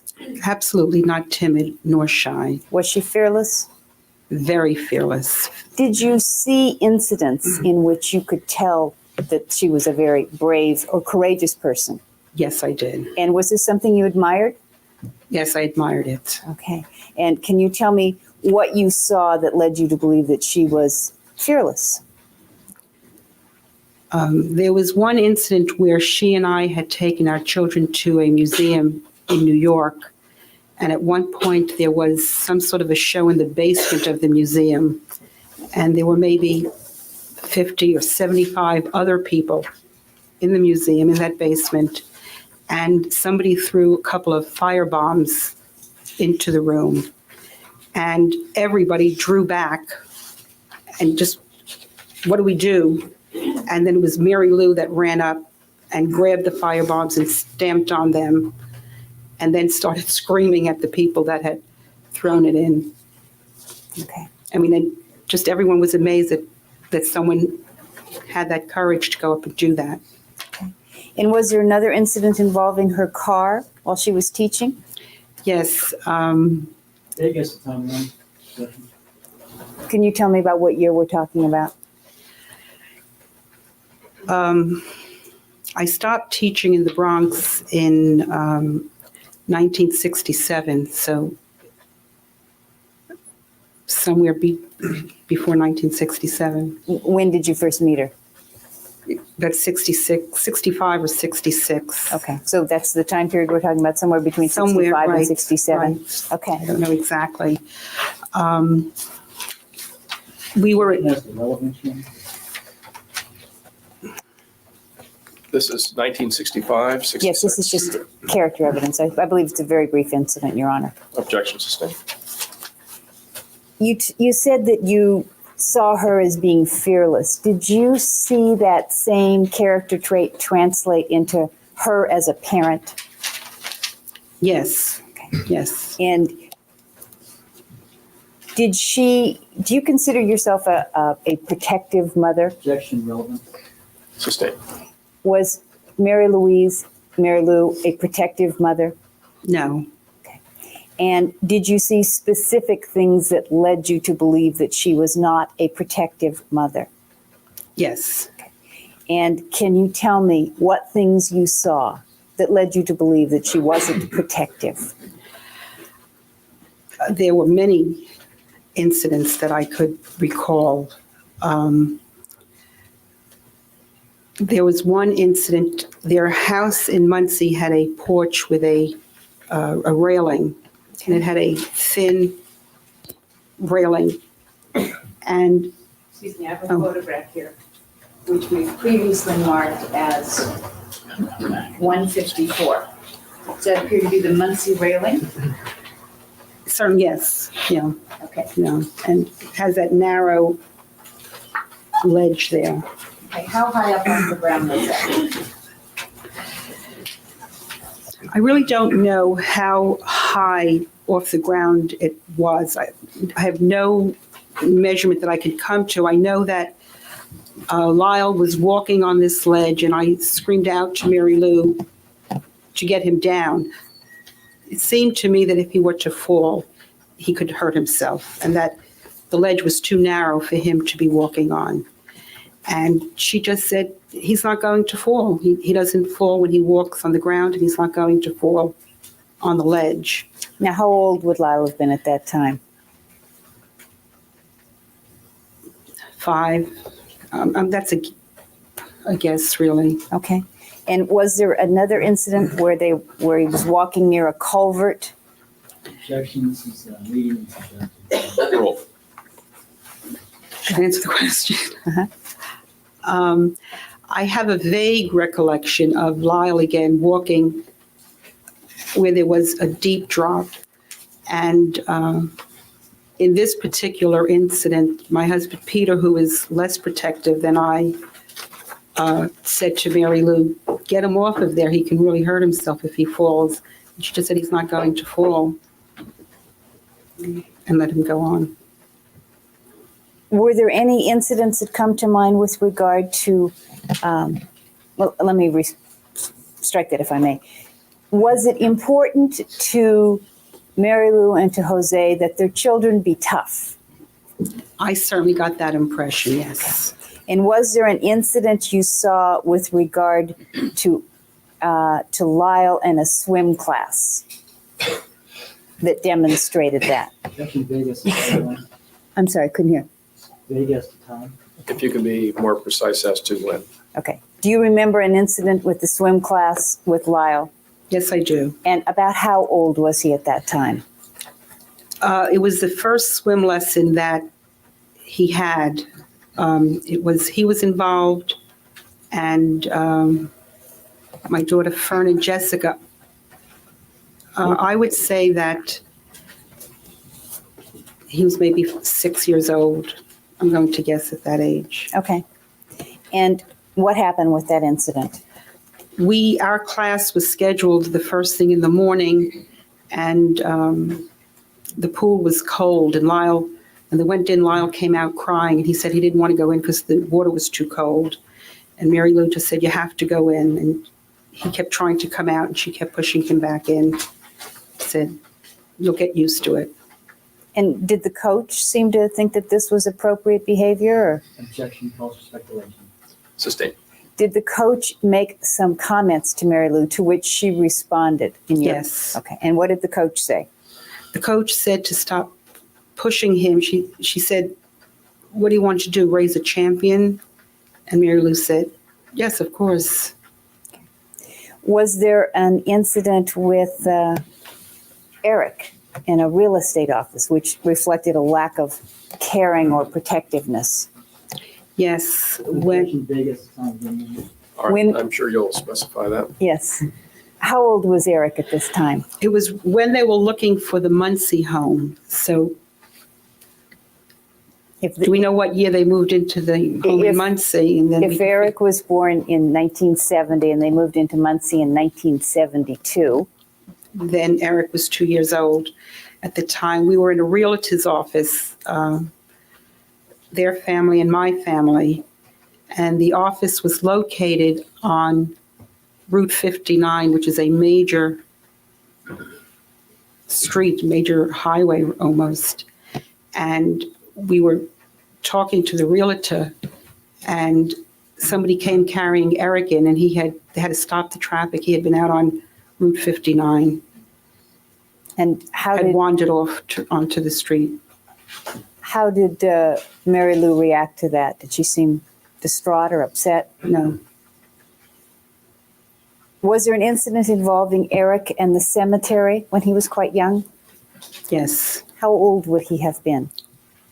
I'm not certain. Less than 10?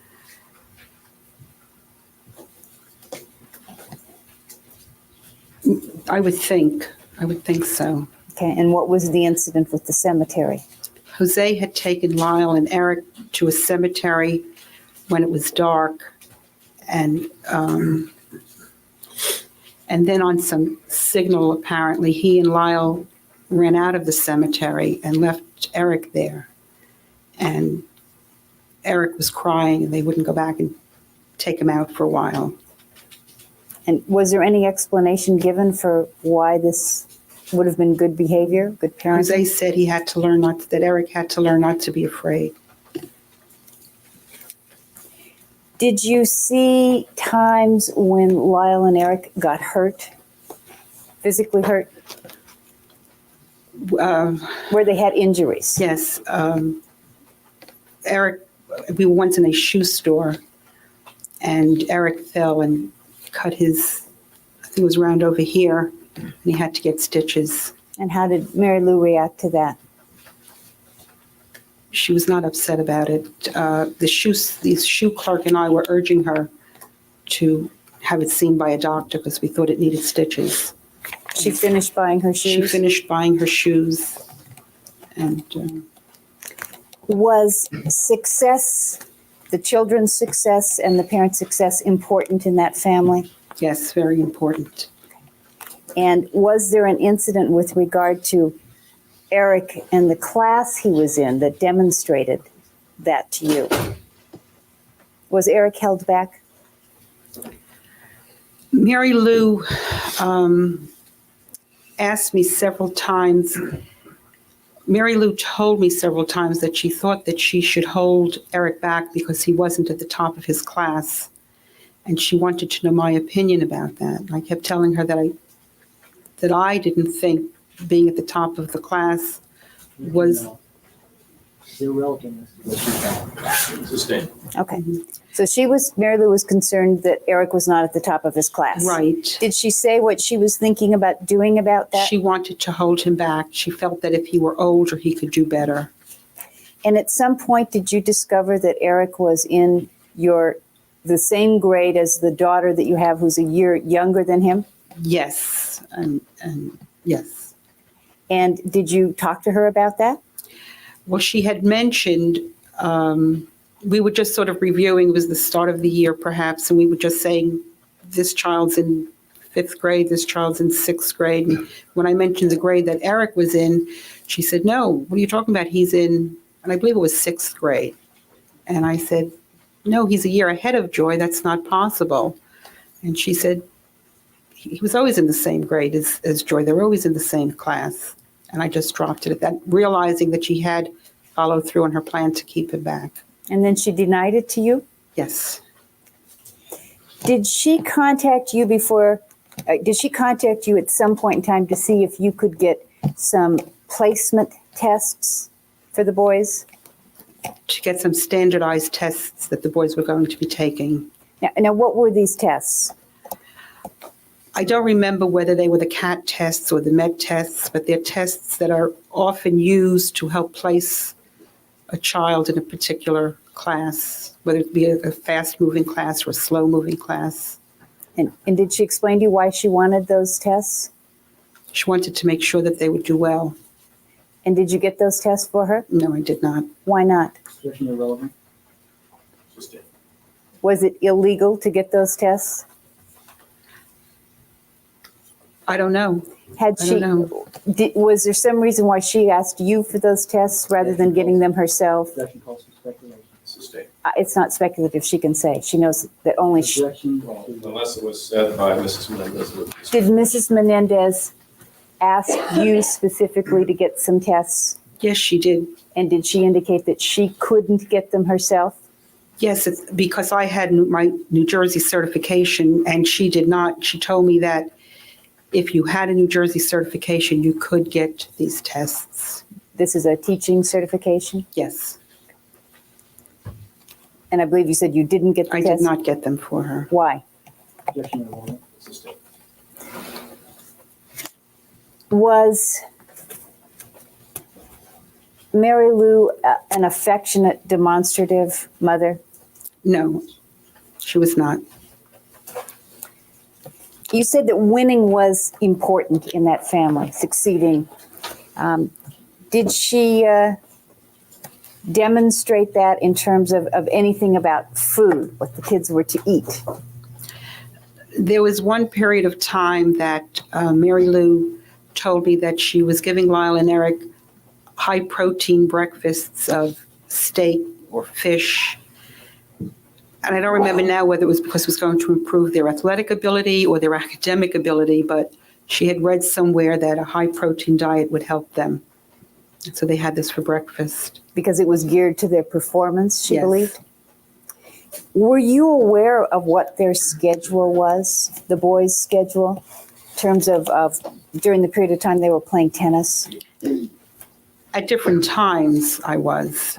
And were there periods when they were getting up very early in the morning to play tennis before school?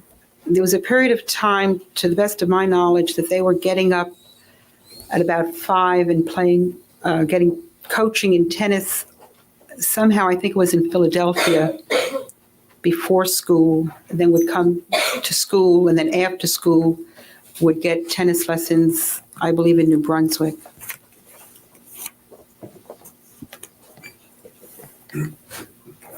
Did they seem to have unstructured time where they could just go hang out with the kids in the neighborhood, or did they have a different life? They did not, all of their time was structured, and Mary Lou specifically said that it would be unwise for them to have friends, that it would take too much time away from the things that were important.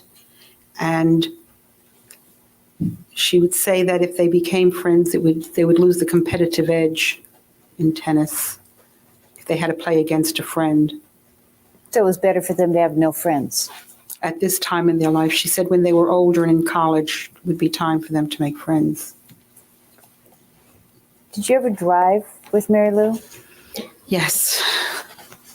Was that an exciting experience? It was often frightening. She drove 85, 90 miles, if the road permitted it. She went as fast as she could, recklessly. Was there an incident in which she had two of her nieces, Kathy and Diane, visiting with her, and you made a trip to Washington or to New York? We went from New York to Washington, yes. And did you drive with them on that occasion? Yes. And is there anything memorable about that drive? We just seemed, at 85 miles an hour, I just stopped looking at the speedometer. It was just frightening. It was very frightening. Skating for over 45 years has taken a toll on my body. I take Cunol turmeric because it helps with healthy joints and inflammation support. Why Cunol? It has superior absorption compared to regular turmeric. Cunol, the brand I trust. Did you think that that Mary Lou and Jose were the kind of people that behind what they'd say behind your back, they'd say to your face, or did they seem to have two different standards of behavior? What they would do, how they would talk about somebody. Can I finish the question? Thank you. How they would talk about somebody privately versus how they would behave toward them in a public setting. If you could rephrase the question in light of her own observations. Did you specifically have the opportunity to hear how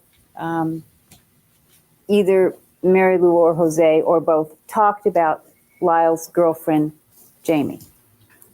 Yes.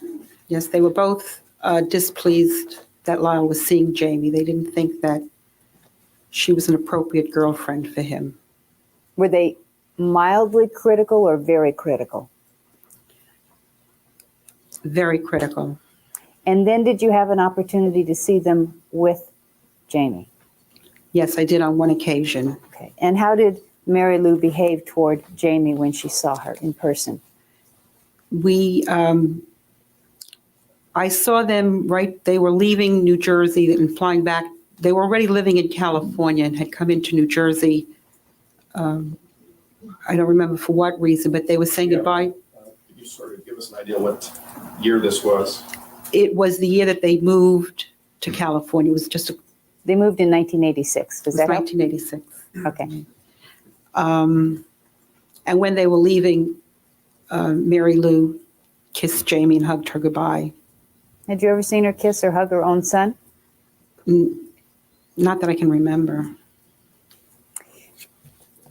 Were Mary Lou and Jose competitive? Extremely competitive. Did you ever know anybody in your life who was more competitive? Never. No, they were the most competitive people I've met. And of the two of them, who was the most competitive? Or were they on a par? They were both extremely competitive. Okay. Very competitive. Were they both tough? Very tough. Mary Lou was an extremely strong, tough, self-confident, powerful person. More so even than him, maybe? Sometimes more so than Jose, yes. And was one of the ways that you observed their competitive spirit in the games that you would play when your families got together? Monopoly, bridge, that type of thing? Yes. And was winning important to them? Winning was very important. They cheated, and especially Mary Lou would cheat, whether it be at Monopoly, whatever, she would cheat. They were going to teach us to play bridge. Peter and I did not know how to play bridge, so we had 4 open hands. And Mary Lou was cheating, and I kept telling her that it was ridiculous for her to be cheating at a game that didn't matter. We were just learning. But she was cheating. And what would happen when you would call her on the cheating? Would she admit to it, or? No. She would deny it? Yeah. Thank you. I have nothing further. Examination on behalf of Eric Menendez. No, you're not. Cross-examination. Thank you, Mel.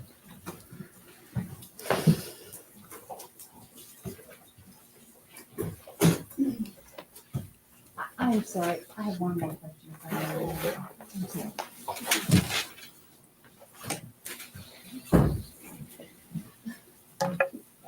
Mrs. Goldsmith, your families spent a lot of time together. Did you ever let the Menendez parents take care of your children? No, I never did. I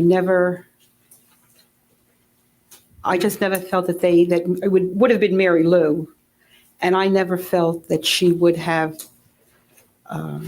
watched them carefully. And she often asked me, because I would watch her children, sometimes just for a couple of hours, one time for a week when they went away on a business trip. And she often would say, you'll watch my boys, how come you leave your girls with me? And I just made excuses. I would not have felt comfortable leaving my children with her. Why? She just was not, she didn't seem to be aware of keeping an eye on them. Based on her, I'm sorry, go ahead. Should I answer? Yeah. She did not watch them carefully. I knew that if they were there, they would be free to do almost anything. There would be nobody watching them. And at a certain age, I felt the children had to be watched. Thank you. Cross-examination. Thank you, John.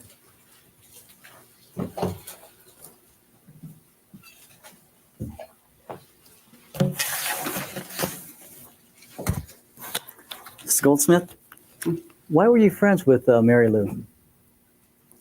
I loved Mary Lou, and we had good times together. She was bright, interesting conversations. She was a good friend. She was a fun person to be with. Was she a sweet lady? Very. Now, you said you first met her in 1965, was that it? I believe I said 65 or 66. And you indicated that you were both teaching in the Bronx in New York, Yes, and you both taught the 3rd grade. correct. Was Mary Lou, or Kitty, as she was also known, was she married to Jose at that time? Yes, she was. And during this period of time, was Jose going to school? Yes, he was. So you knew them before they had become successful, or Mr. Menendez had become a successful businessman. That's correct. And you and your husband, Peter, were, as you stated, very dear friends of the Menendezes? Yes. You said that you would see Mary Lou Menendez every day at school, and you would even spend the weekends with Mr. and Mrs. Menendez, with your husband. That's correct. Okay. Did you have classrooms right next door to each other? Diagonally across, very close to each other. Did you have lunch with her? I'm sure I did, though I don't recall it, but I'm sure we did. And was your husband a teacher also? No, he's not. Okay. What did your husband do at that time? He's a manufacturer's representative. During that period of time? Yes, And he became close friends with Jose Menendez. very close friends. They were like brothers. Yes. Now, Jose, during that period of time, what was he like? Could you be more specific? Yes, during the time that Jose, before the children were born, any of the children, both yours and the Menendez's, you indicated that Jose was going to school. Yes. And that you and your family would spend a lot of time with the Menendez's. What was Mr. Menendez like during that period of time? He was a fun person to be with. He was bright. He was fun. He was always a fun person to be with. You were always laughing when you were with him. Did he have a good sense of humor? Excellent sense of humor. Now, when the children came, first of all, you had a daughter, Correct. Was that in 1967? Correct. And then the Menendezes had their son, Lyle, in January of 1968? I believe that's correct. Now, Mrs. Menendez was working just shortly before Lyle was born, correct? Yes. And had you worked with her from about 1965 until 1968 when they had Lyle Menendez? No, I stopped working in May of 1967. That's when you had your daughter. Correct. And Mrs. Menendez continued to work? Correct. And did she work right up to the time when she had Lyle Menendez? Short. She stopped working, I imagine, shortly before. And after she had Lyle Menendez, you indicated that she went back to work after about 6 weeks? I said I thought it was about that amount of time. Now, was Jose Menendez still going to school at this time, going to college? I believe it was either shortly before or shortly after Lyle was born that he graduated and started working. Now, when Jose Menendez was going to school, he was working part-time at Waldbaum's, is that right? Correct. What is that? Supermarket. So he was working part-time as what? In the office. And he was an accounting major? They weren't wealthy, were they, at that time? No, they were not. And Mrs. Menendez had to work. I mean, she had Yes, to. she did. You didn't hold it against her that she had to go to work and have a babysitter sit her son during that period of time, did you? No, I probably felt sorry that she had to do that. But yet she went out and she earned a living. Yes, she did. Now, during this period of time, when she was working, you had indicated that she and Jose took up skiing. Correct. And they would bring Lyle to the grandmother's house. Is that Correct. Maria Menendez? Yes. And that they would take Lyle to the grandmother's house and ski and then come back on Sunday? Correct. For the weekend? Correct. And this happened fairly regularly, is that right? During the skiing season? Yes. During the winter? Did they do that? Did they leave on trips like that on the weekends in the off season when it wasn't skiing season? Not that I know of. They'd spend time with their son during the weekends then, and you would spend time with their family during those weekends. At that time,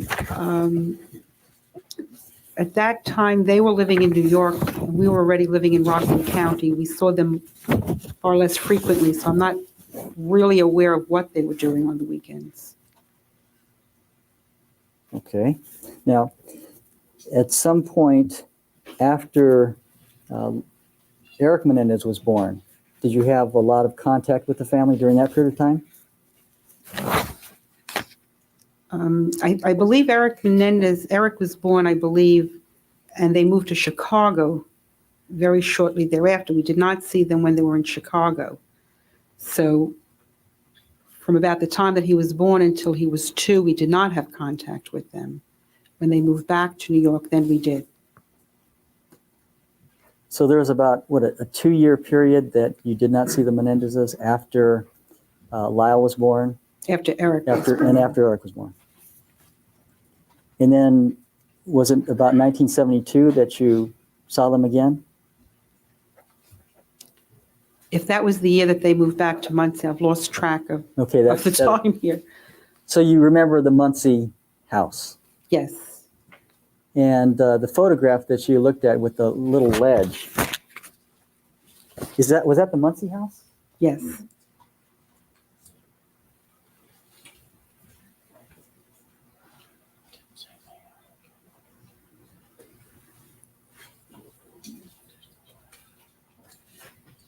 Showing what's been marked as Exhibit 154. Is this the porch area to the Muncie house? It looks as if it is, yes. There appears to be a little bench just above the planter. Or is that the ledge you're talking about? No, I was talking about this ledge here. Okay. Appears to be a little chipmunk or something on that ledge. Right. Is that right? Yes. And that ledge is a little bit higher than the chair that's to the left side of the photograph. Is that right? Over here. Yes. Yes. Okay. And you're afraid that young Lyle might fall off that ledge? No, going down, can I just Yes. see the picture again? Not that he would fall down this way, but that he would fall down the other way down, and there was somewhat of a drop going this way. Okay. Here, there's not much of a drop. Right. It's So the there's other way. plants on the other side. I don't know if there was at that time. I don't know. Now, Lyle Menendez at that time was how old? You say he was about 5 or 6? That was my guess. Did he fall off that ledge? Did you No. see him the day that you were worried and Mrs. Menendez said, don't worry, he's not going to fall? No, he did not fall. In fact, they were very athletic young boys, Yes, they very were. rambunctious, Yes, they were. very noisy and wild. Yes. Now, and you had sweet girls, correct? They were sweet boys. They were sweet girls. I mean, But they weren't athletes. Your girls they're weren't. not athletes. And Mrs. Menendez said, don't worry, he's not going to fall. And he didn't fall, did he? Correct.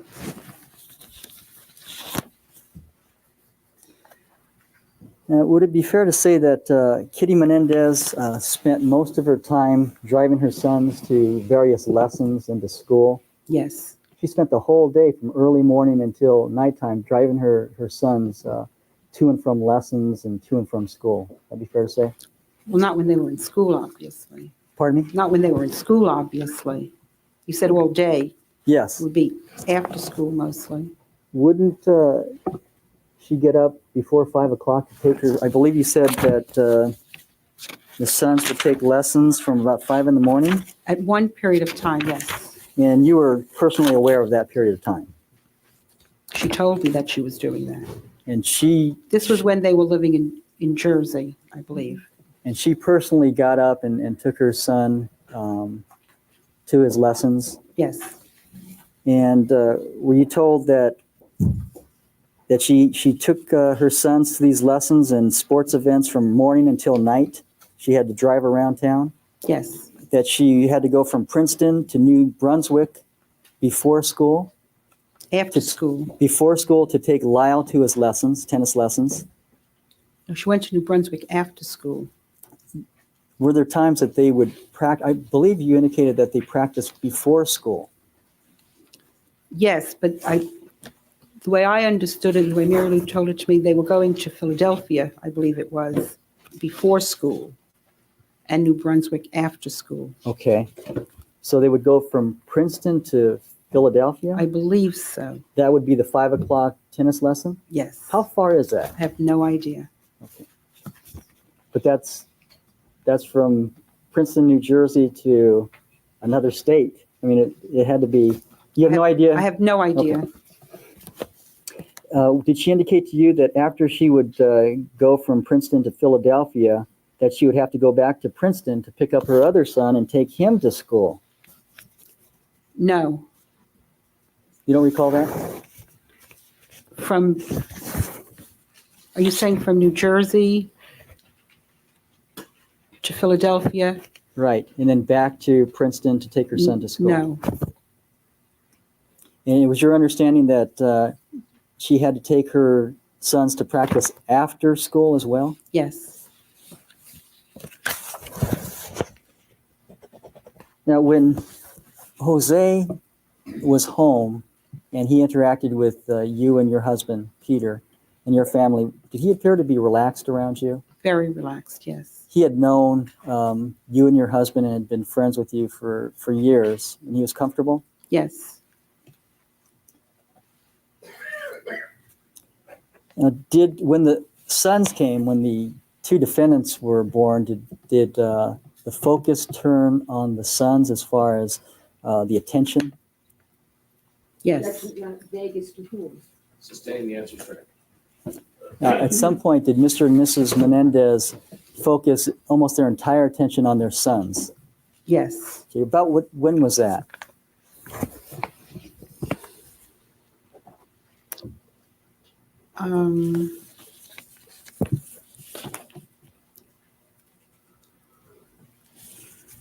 I would say that when they started to join the soccer team or the swimming team, which must have been about age 7, somewhere around then. And did Jose always tell you that he wanted the best for his boys? Yes. And did he kid around with you that it was better to have boys than girls? Yes.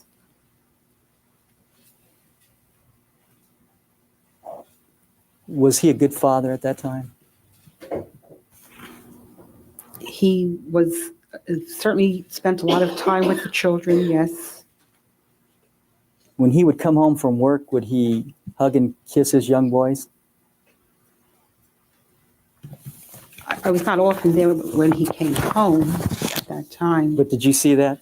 I saw him hug and kiss his boys.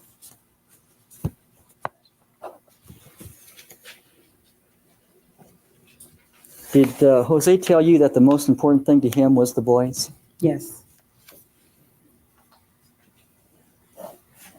Did they try to instill in their sons that they should be the best they could be? Yes.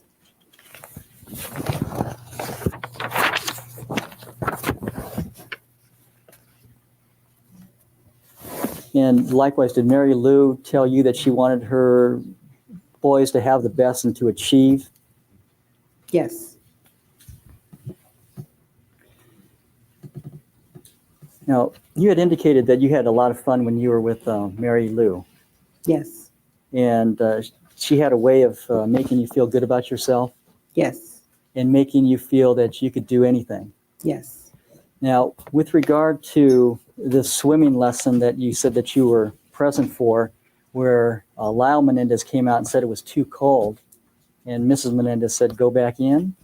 Remember that incident? Yes. Did the coach tell Mrs. Menendez that Lyle would never be an Olympic swimmer? Do you remember that incident? Objection calls for hearsay.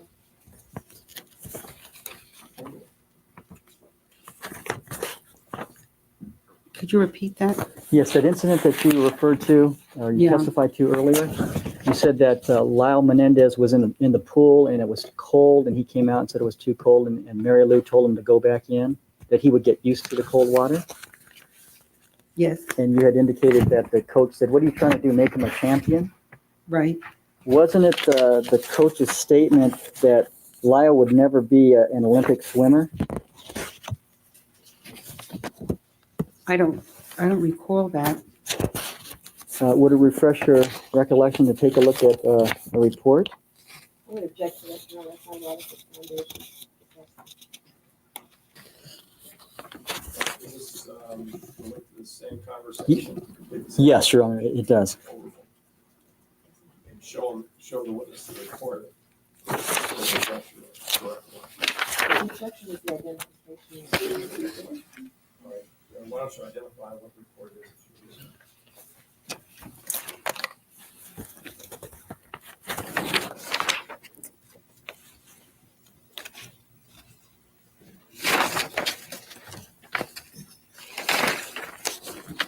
Just one moment.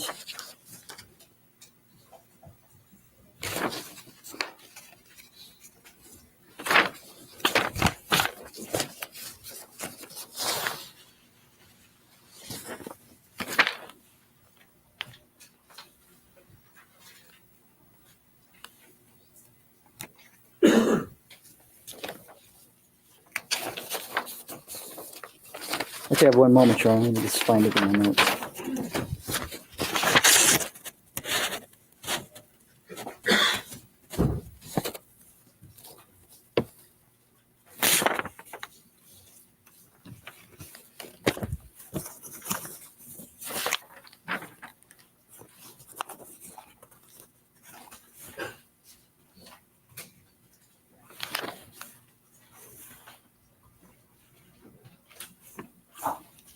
It's page 3 of the November 16th, 1991 statement.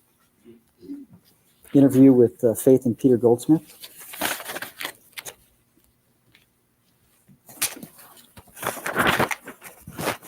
May I approach the witness room?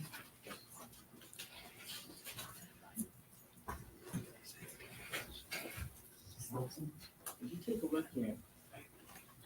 Second paragraph on this page 3 of November 16th, 1991 interview. To whom was I speaking with this time? This is fencing. I'm not sure who you spoke to. Do you remember interviewing with the defense on November 16th, 1991? Yes. All right. Where am I supposed to be looking? Second paragraph.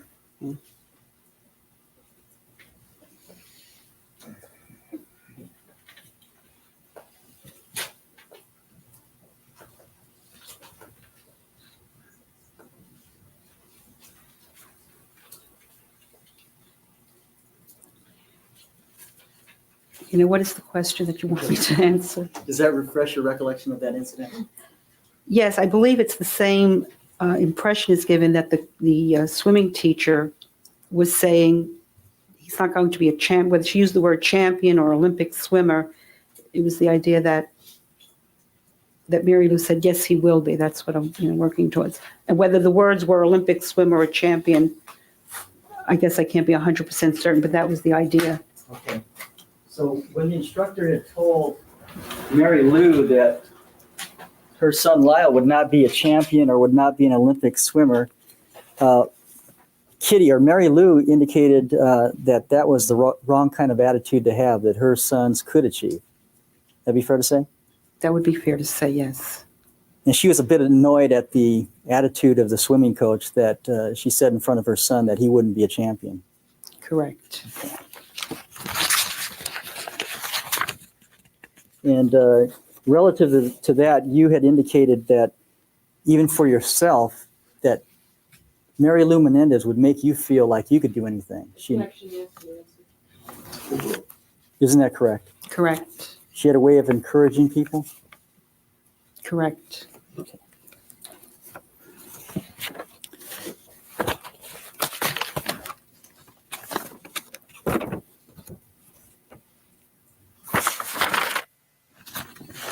Now, with regard to the driving, you indicated that you went from New York to Washington, D.C., and Mrs. Menendez drove quite fast. Correct. Did she teach you how to drive? No. Did you have fun driving with her? Did I have fun? Yes.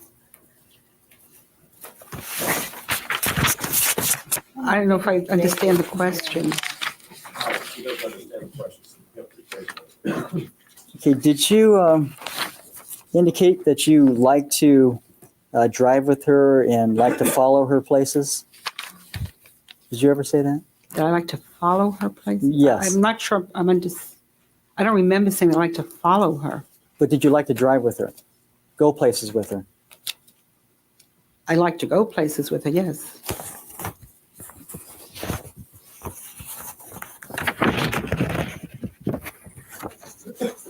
Was there a situation where Jose Menendez wanted Mary Lou to be baptized? Not that I know of.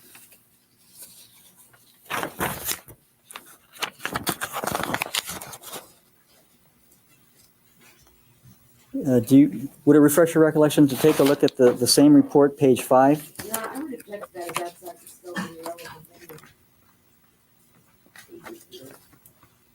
Yes, Your Honor. Skating for over 45 years has taken a toll on my body. I take Cunol turmeric because it helps with healthy joints and inflammation support. Why quinol? It has superior absorption compared to regular turmeric. Quinol, the brand I trust. Resume. Mr. Kuriyama? Thank you, Your Honor. Mrs. Goldsmith, did you ever see Jose or Mary Lou Menendez abuse their children in the time that you saw them? No. Sustain. Did you see any activity by either Jose or Mary Lou Menendez that you considered abusive of their kids? It's still vague, Your Honor. Psychological abuse, physical abuse. Sustain.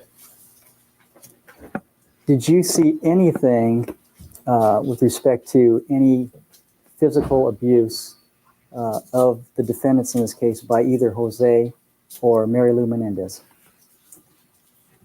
No. Was it your impression or was it your view that the defendants should have been disciplined more than they were disciplined by Mr. and Mrs. Menendez? By discipline, do you mean, what exactly do you mean by discipline? For example, I believe you related an incident where they were running around a restaurant Yes. and making a lot of noise, Yes. and you thought that they should be disciplined, told to be quiet and stop running. Yes. And the Menendezes said, well, they're boys, it's okay. They're just being boys. Yes. Now, if in their being rambunctious, the defendants sustained some kind of a scrape to their elbow or knee, would Mary Menendez, Mary Lou, would she clean up the wound and bandage it? Yes. You saw that? Yes. Would it be fair to say that Mary Lou Menendez was a responsible mother, if not demonstrative? She was not demonstrative. Not openly affectionate? No, she was not. But would you say that she was a responsible mother? False conclusion now. You understand the question? Yes. All right. I'll overrule the objection. You can answer that, Mrs. Goldsmith. She was responsible in that they were well clothed, they were well fed, they certainly got to all of their activities. They had many activities. She was very involved in getting them to all of their activities, very aware of what they were doing in school. She was also negligent in as far as watching them. That would be my view of her. She would let the boys run around. Yes. Now, did your contact with the family, the real close contact that you had on almost a daily basis, you indicated that it ended when they moved to New Jersey? Yes. That was back in 1977? I believe it was 77 or 78. Okay. And 78, I believe. between 1978 and 1986, you would still have some minimal contact with the family? Correct. Christmas time, that sort of thing? Correct. Now, after 1986, you had very little contact with the defendants in the family? Correct. So you didn't know what was happening with the defendants from about 1986 on? Correct. Okay. I have nothing further. Thank you. Redirect.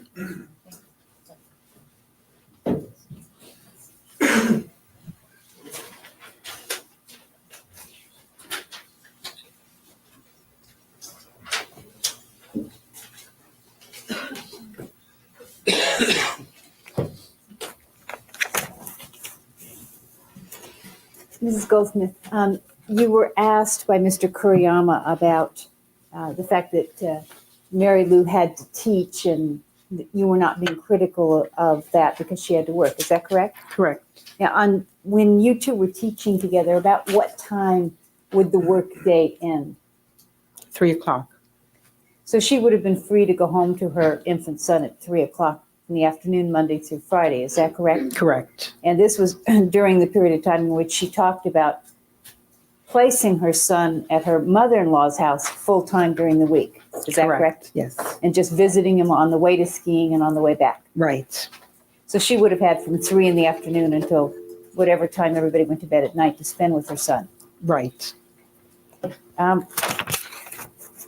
You talked about, I think Mr. Kuriyama asked you if Jose Menendez had a sense of humor. Yes, What was that at other people's expense sometimes? Was he the kind of person that sort of made fun of people? yes, yes, it was. And with regard to how good a friend Mary Lou and you were, was she the type of person to share secrets with you? Overall. Mary Lou was a very private person. She rarely would confide personal things. Sometimes if she had had a few drinks, she might at that point be more open and reveal some more things. But generally speaking, no. With regard to the picture that we have of the porch and the railing, was the floor of that porch ground level or was that elevated off of the ground? It was elevated off of the ground. And would it be fair to say that it was elevated at least your height off the ground and possibly more? Do you mean the drop down? From the floor of the porch, was it your height off the ground or higher off the ground, or was it just a few inches off the ground? On which side of the porch? The floor part that sticks out, that's out in the backyard. Let me point if I can. I want to make sure I'm understanding it. Should show you the picture.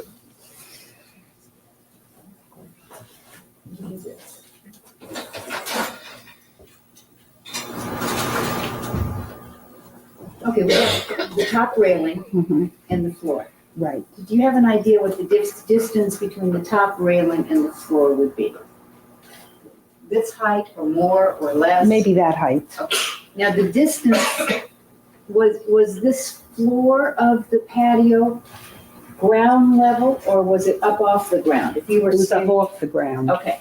Now, my question is, how far off the ground was it? If I was standing here, would it be at my height? Oh, no, it would be higher than that. How much higher? As I remember it, it would be quite a bit high. You couldn't reach up and grab it. You could not, So, to the best of my so recollection, it would be at least 8 feet off the ground? at least. Okay. And then the railing would be another 3 to 4 feet above that. Is that correct? Off of the floor? Yes. Okay. Oh, So, yes, okay, I got the picture. Got the picture. It took me a while, yes, okay. so if a child is walking on this railing, they are now 12 feet off the ground? maybe? Possibly, yes, yes. Did you think that if someone fell off of that, they would kill themselves? Rephrase the question. Did you think it would be dangerous to fall I off? viewed it as dangerous, yes. Dangerous in terms of someone might get a bruise, or did you think you could get more seriously injured than that? More seriously injured than a bruise, Like a broken leg or something? yes. Would you let your girls walk up there? No, I would not. Overall, the answer will stand. Would you not let them work out there because they were just girls? I resent that remark. Good. All right. I would not let them walk there because I thought it was dangerous for anyone to walk there, So you think even boy children should be protected? even boys. Overall, the answer will stand. Did you see that Lyle and Eric seemed to have a lot of injuries? A lot of, Yeah, they were bruised up and cut up. Yes. okay. I think Mr. Kuriyama asked you if Jose and Mary Lou wanted just what was best for their boys, and you said yes. What did you mean by best? What did Mary Lou and Jose mean by what was best for their boys? They wanted Lyle and Eric to be number one in sports. They wanted them, Jose would often say he wanted the best for them. He wanted them to be in a good school where they could make good contacts so that they would have the right contacts in business to be successful. And did you ever suggest the possibility that maybe their kids wouldn't be the best, wouldn't be number one? Sustained.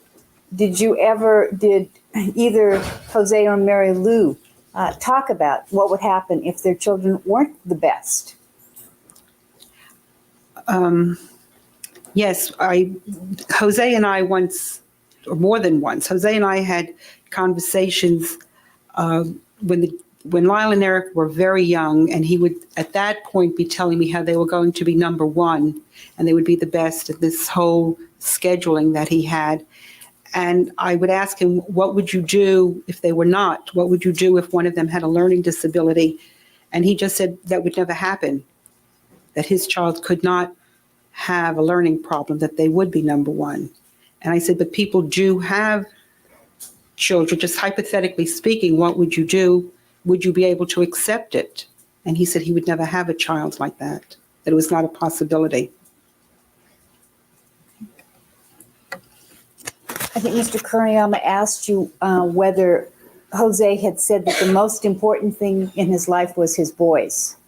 Do you Yes. remember that? Yes. Did he say that in front of Mary Lou? I'm sure he did, yes. Mr. Kuriyama asked you if Mary Lou made you feel like you could do anything, you could accomplish anything. Did she try to create the same atmosphere for her children? Yes. And did she ever talk to you about what her feelings were if they couldn't do everything she thought they could do? She just always said that they could. Did you think that her expectations might be unrealistic? Objection calls for speculation. Proper opinion. Sustained.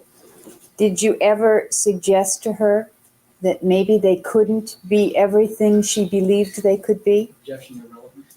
Overruled. Could you just repeat the question, please? Did you ever suggest to her that maybe her children wouldn't be able to be everything she thought they could be? Yes. And what was her reaction? Her reaction was that if she set these goals for them, that they would reach them and that they could achieve it. I often said that maybe that it wasn't always necessary to be number one in everything. And she said it was. That was something that we would discuss at times. It was important to be number one?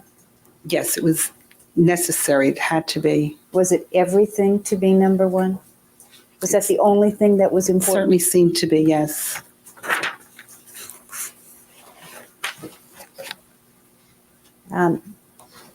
You were asked if the boy sustained an injury, if she would clean the wound for them. Would she console them or comfort them if they were injured, or would she just clean the wound? She would just clean the wound. Was this different from how you saw other people deal with injured children? Objection irrelevant. Sustained. Was there anything about it that struck you as unusual to just clean the wound? Objection zero. Irrelevant. Sustained. You were asked if she was let me go back. With regard to the restaurant incident and the children running around, did you observe Lyle and Eric to not be receiving control and direction from their parents with regard to their behavior? That's correct, yes. Okay. Do you think that in terms of whether they were responsible parents, do you think that's responsible parenting to not correct your children in those areas? I believe that that's the parent's job, that's the parent's responsibility to do that, yes. Do you think to discipline and stop that kind of behavior. Do you think you're doing your children a favor if you don't correct them in those areas? Irrelevant. Calls for speculation. Sustained. The question was whether they were responsible. Yeah, well, that's the question you had asked, but now you're on to something else. Okay. Do you think that it is responsible parenting to not correct your children in areas like that? Speculation and proper opinion irrelevant. Well, this is what you brought out, Mr. Kuriyama. Objection overruled. Do you remember the question now? I think I do. Okay. I definitely believe that is certainly, if a child is going to learn discipline and control and how to behave in a public place, it is the parent that teaches the child that. The child doesn't just come naturally. It's something that has to be taught. And my last question is with regard to whether they were responsible. You said that you felt that they were negligent in the way they watched their children. Did you feel that they endangered their children by failing to be protective of them and monitor their activities? Objection calls for speculation. Overruled. I felt that they left them in dangerous situations, and yes, I did. Thank you. I have nothing further. Anything else? No further questions, Your Honor. Okay, your next witness will be available at 1:30? Yes, ma'am. Okay, we'll be in recess then until 1:30, ladies and gentlemen. Don't discuss this case with anyone or form any final opinions about it. And we'll resume at 1:30 with both juries. One of my favorite supplements is Cunol turmeric. Turmeric helps with healthy joints and inflammation support, and Cunol has the #1 doctor recommended form of turmeric. Cunol, the brand I trust. Juries are not. A couple matters here, one of which deals with the illness of a juror. One of the jurors in the Lyle Menendez panel, one of the alternate jurors, is related to the bailiff that she is ill with the flu and doesn't feel that she could remain or can remain for the rest of the day. And I have noticed her in the jury box, and she did look uncomfortable this morning. I didn't know exactly what the cause of that was, but now that it's been made known to me, I can understand it. So the situation is that my inclination is to let that jury go early today. And we've already, counsel and the court have discussed the schedule for the balance of the week. And is there any further update on that? Well, things are, we are not going to call the one witness that was going to be just in front of the Eric Menendez jury for today. On my personal problem, I have some additional information, and I think I have to go tomorrow. But if we can't proceed this afternoon, I don't know how bad. Well, she says she can't stay. She can't stay. Maybe we can. What I'll do is come tomorrow morning and can handle the last of these out of state. Well, there's no reason to believe that she's going to be here tomorrow. She's got the flu. It's a stomach flu that she's describing. So I was going to ask the court to recess for the week today because I just can't keep track of what's going on. I talked to the doctor, but yeah, well, that's what I was going to do. I don't think there's any alternative at this point, since you would be gone tomorrow anyway, be leaving tomorrow. Then if that's pretty much of a definite that you would expect to do that, when would you expect to return? that's the hard part. I mean, one of the reasons I'm not sure that I should leave tomorrow, one of the reasons I'm not leaving tonight is that the doctor said it could be as long as 10 days or it could be tomorrow. And so I wanted to sort of wait until I had a better word from them. It's just that I can't deal with what's going on in the court. So what I would do is keep the court apprised tomorrow, if I don't leave tomorrow, Friday, and have some better idea maybe by then, so that theoretically, if I'm still here, we could go on Monday and Tuesday. Well, I don't want to go for 2 weeks. That's crazy. I don't want to just. Well, I understand that and appreciate that. I'm sort of waiting for something dreadful to happen. I'm just not sure when it's going to happen. All right, what we will do then is excuse the juries until Monday, with the understanding that it's a possibility, depending on circumstances, that we'll notify them Thursday or Friday that it might be another day or two before they can return. And unfortunately, it will create some scheduling problems for counsel and your witnesses, but that's just beyond our control at this point. And so let me take care of the jurors first. There's one other matter had to do with some individual out in the hallway passing out documents of some sort. I don't know if it's worthwhile inquiring of the jury panels. I think counsel were out there when it happened. So unless you feel there's some need for it. Your Honor, he was out there approaching counsel and handing out a leaflet which basically says the jury buster, motion to drug test the jury. Our concern was that somehow the jurors would think this person is somehow associated with the defense or might have overheard him talking about this motion to drug test the jury, which we certainly have not entertained and would not entertain. Drug test him, though, would be a good idea.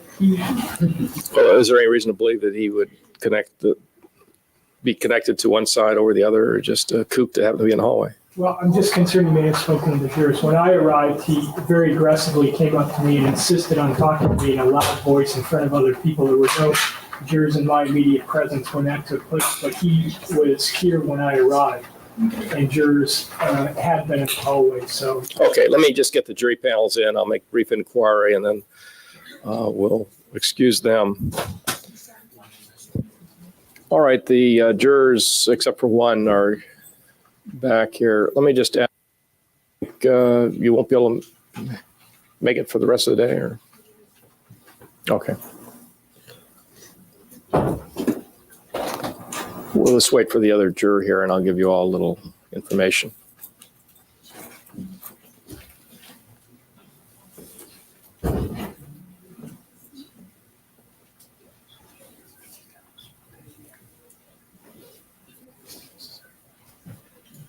Were you all there before, or in the other room, or was she?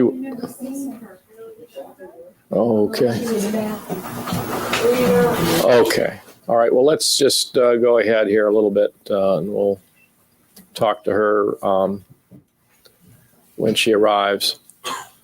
Give her the same information I'll give you. One of the jurors is ill, and I've seen that she's been uncomfortable today, and nature of the illness is such where it could be contagious as well. She's got the flu, and we don't want her to suffer, and we don't want anyone else to catch it at the same time.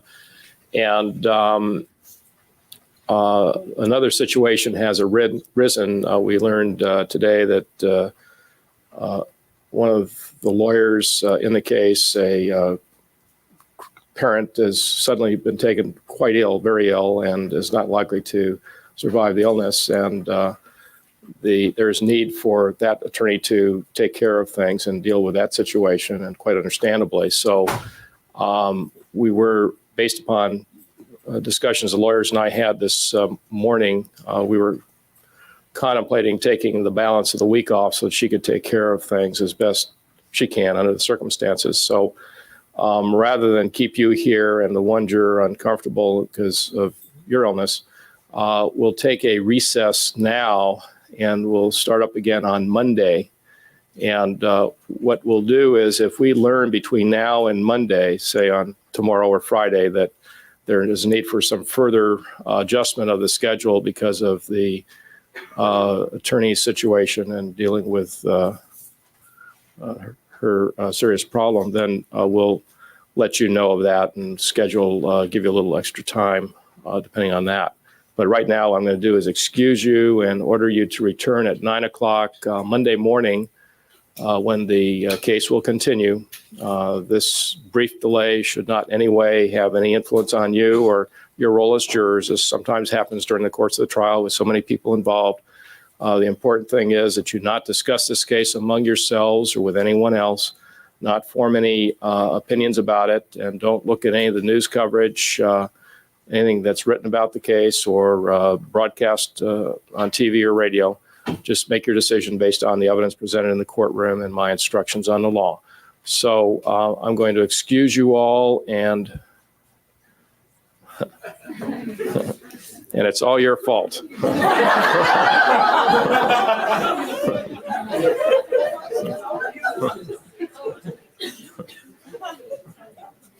I'm going to excuse you all and ask that you return on Monday at 9 o'clock. And Ms. Ed, just excusing everybody till Monday because of illness of one of the jurors, and also one of the lawyers has a serious illness in the family that has to be dealt with. And so to accomplish those things, we're going to be in recess until Monday at 9 o'clock, and you and all the other jurors are to return at that time. Okay? All right, we'll see you all back here Monday at 9. And regarding that incident in the hallway, what I'll do is inquire on Monday when everyone is here at the same time. I don't think it's a matter that's of any moment, but I'll certainly inquire on Monday. No. All right. Unless there's something else, we'll be in recess until Monday, and we'd ask that Ms. Abramson keep us informed. Well, let me keep you here for a minute to get a response to my inquiry of you this morning as far as scheduling and the progress of the defense as far as timing. What is? I'm certain we did spend a lunch hour going over our entire witness list and trying to estimate time. With a little uncertainty right now.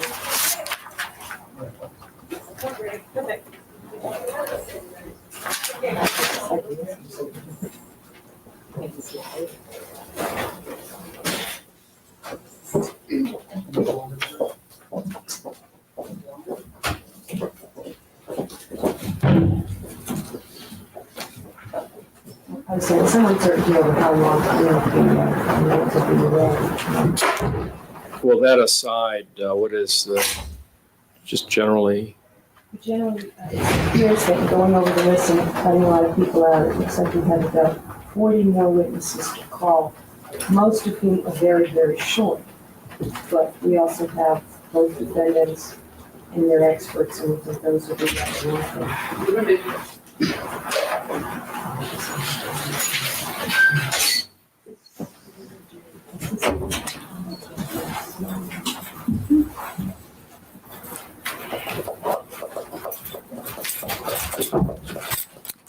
All right, so. I think that our best estimate is that by the end of the first week in October, we should be done. Now, in fact, it may be less than that, but we don't want to tell you less than that, and if you run over a day or two to make you think that we've misled you. So I think we are comfortable that at that point,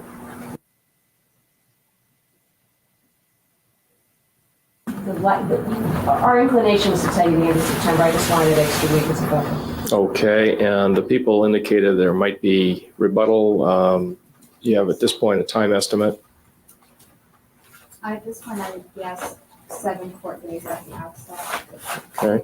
What I would expect is that counsel give me an update as the defense proceeds as to when you expect to complete your case, and also keep the DA informed so that they can have their witnesses available without any interruption in the proceedings. What is your current schedule of generally which witnesses you're calling next week and in the weeks thereafter?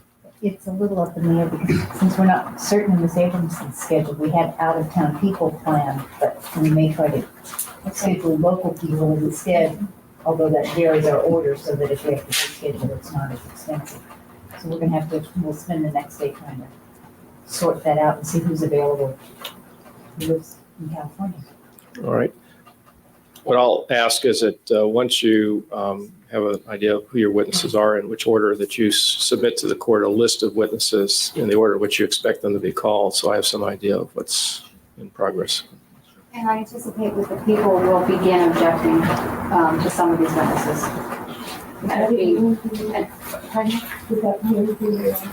Yes, I filed a motion to eliminate, as the court knows, on Monday, and based upon that, I think that we will begin to object. Well, let's see who the witnesses are the defense intends to call. They indicate that they have edited down the number of witnesses. So if that's true, then it might be that your objections won't have to be made, depending on who it is. So as soon as you can, give me a list of the defense witnesses that are proposed, and the order in which you intend to call them, so that we can have a better feel for the progress of the trial, and so I can give the jurors a better estimate as to when they can expect to begin their deliberations. All right, anything else now before we take our break? No, Your Honor. No. All right, then we'll be in recess, and good luck. Thank you very much. I really appreciate your consideration.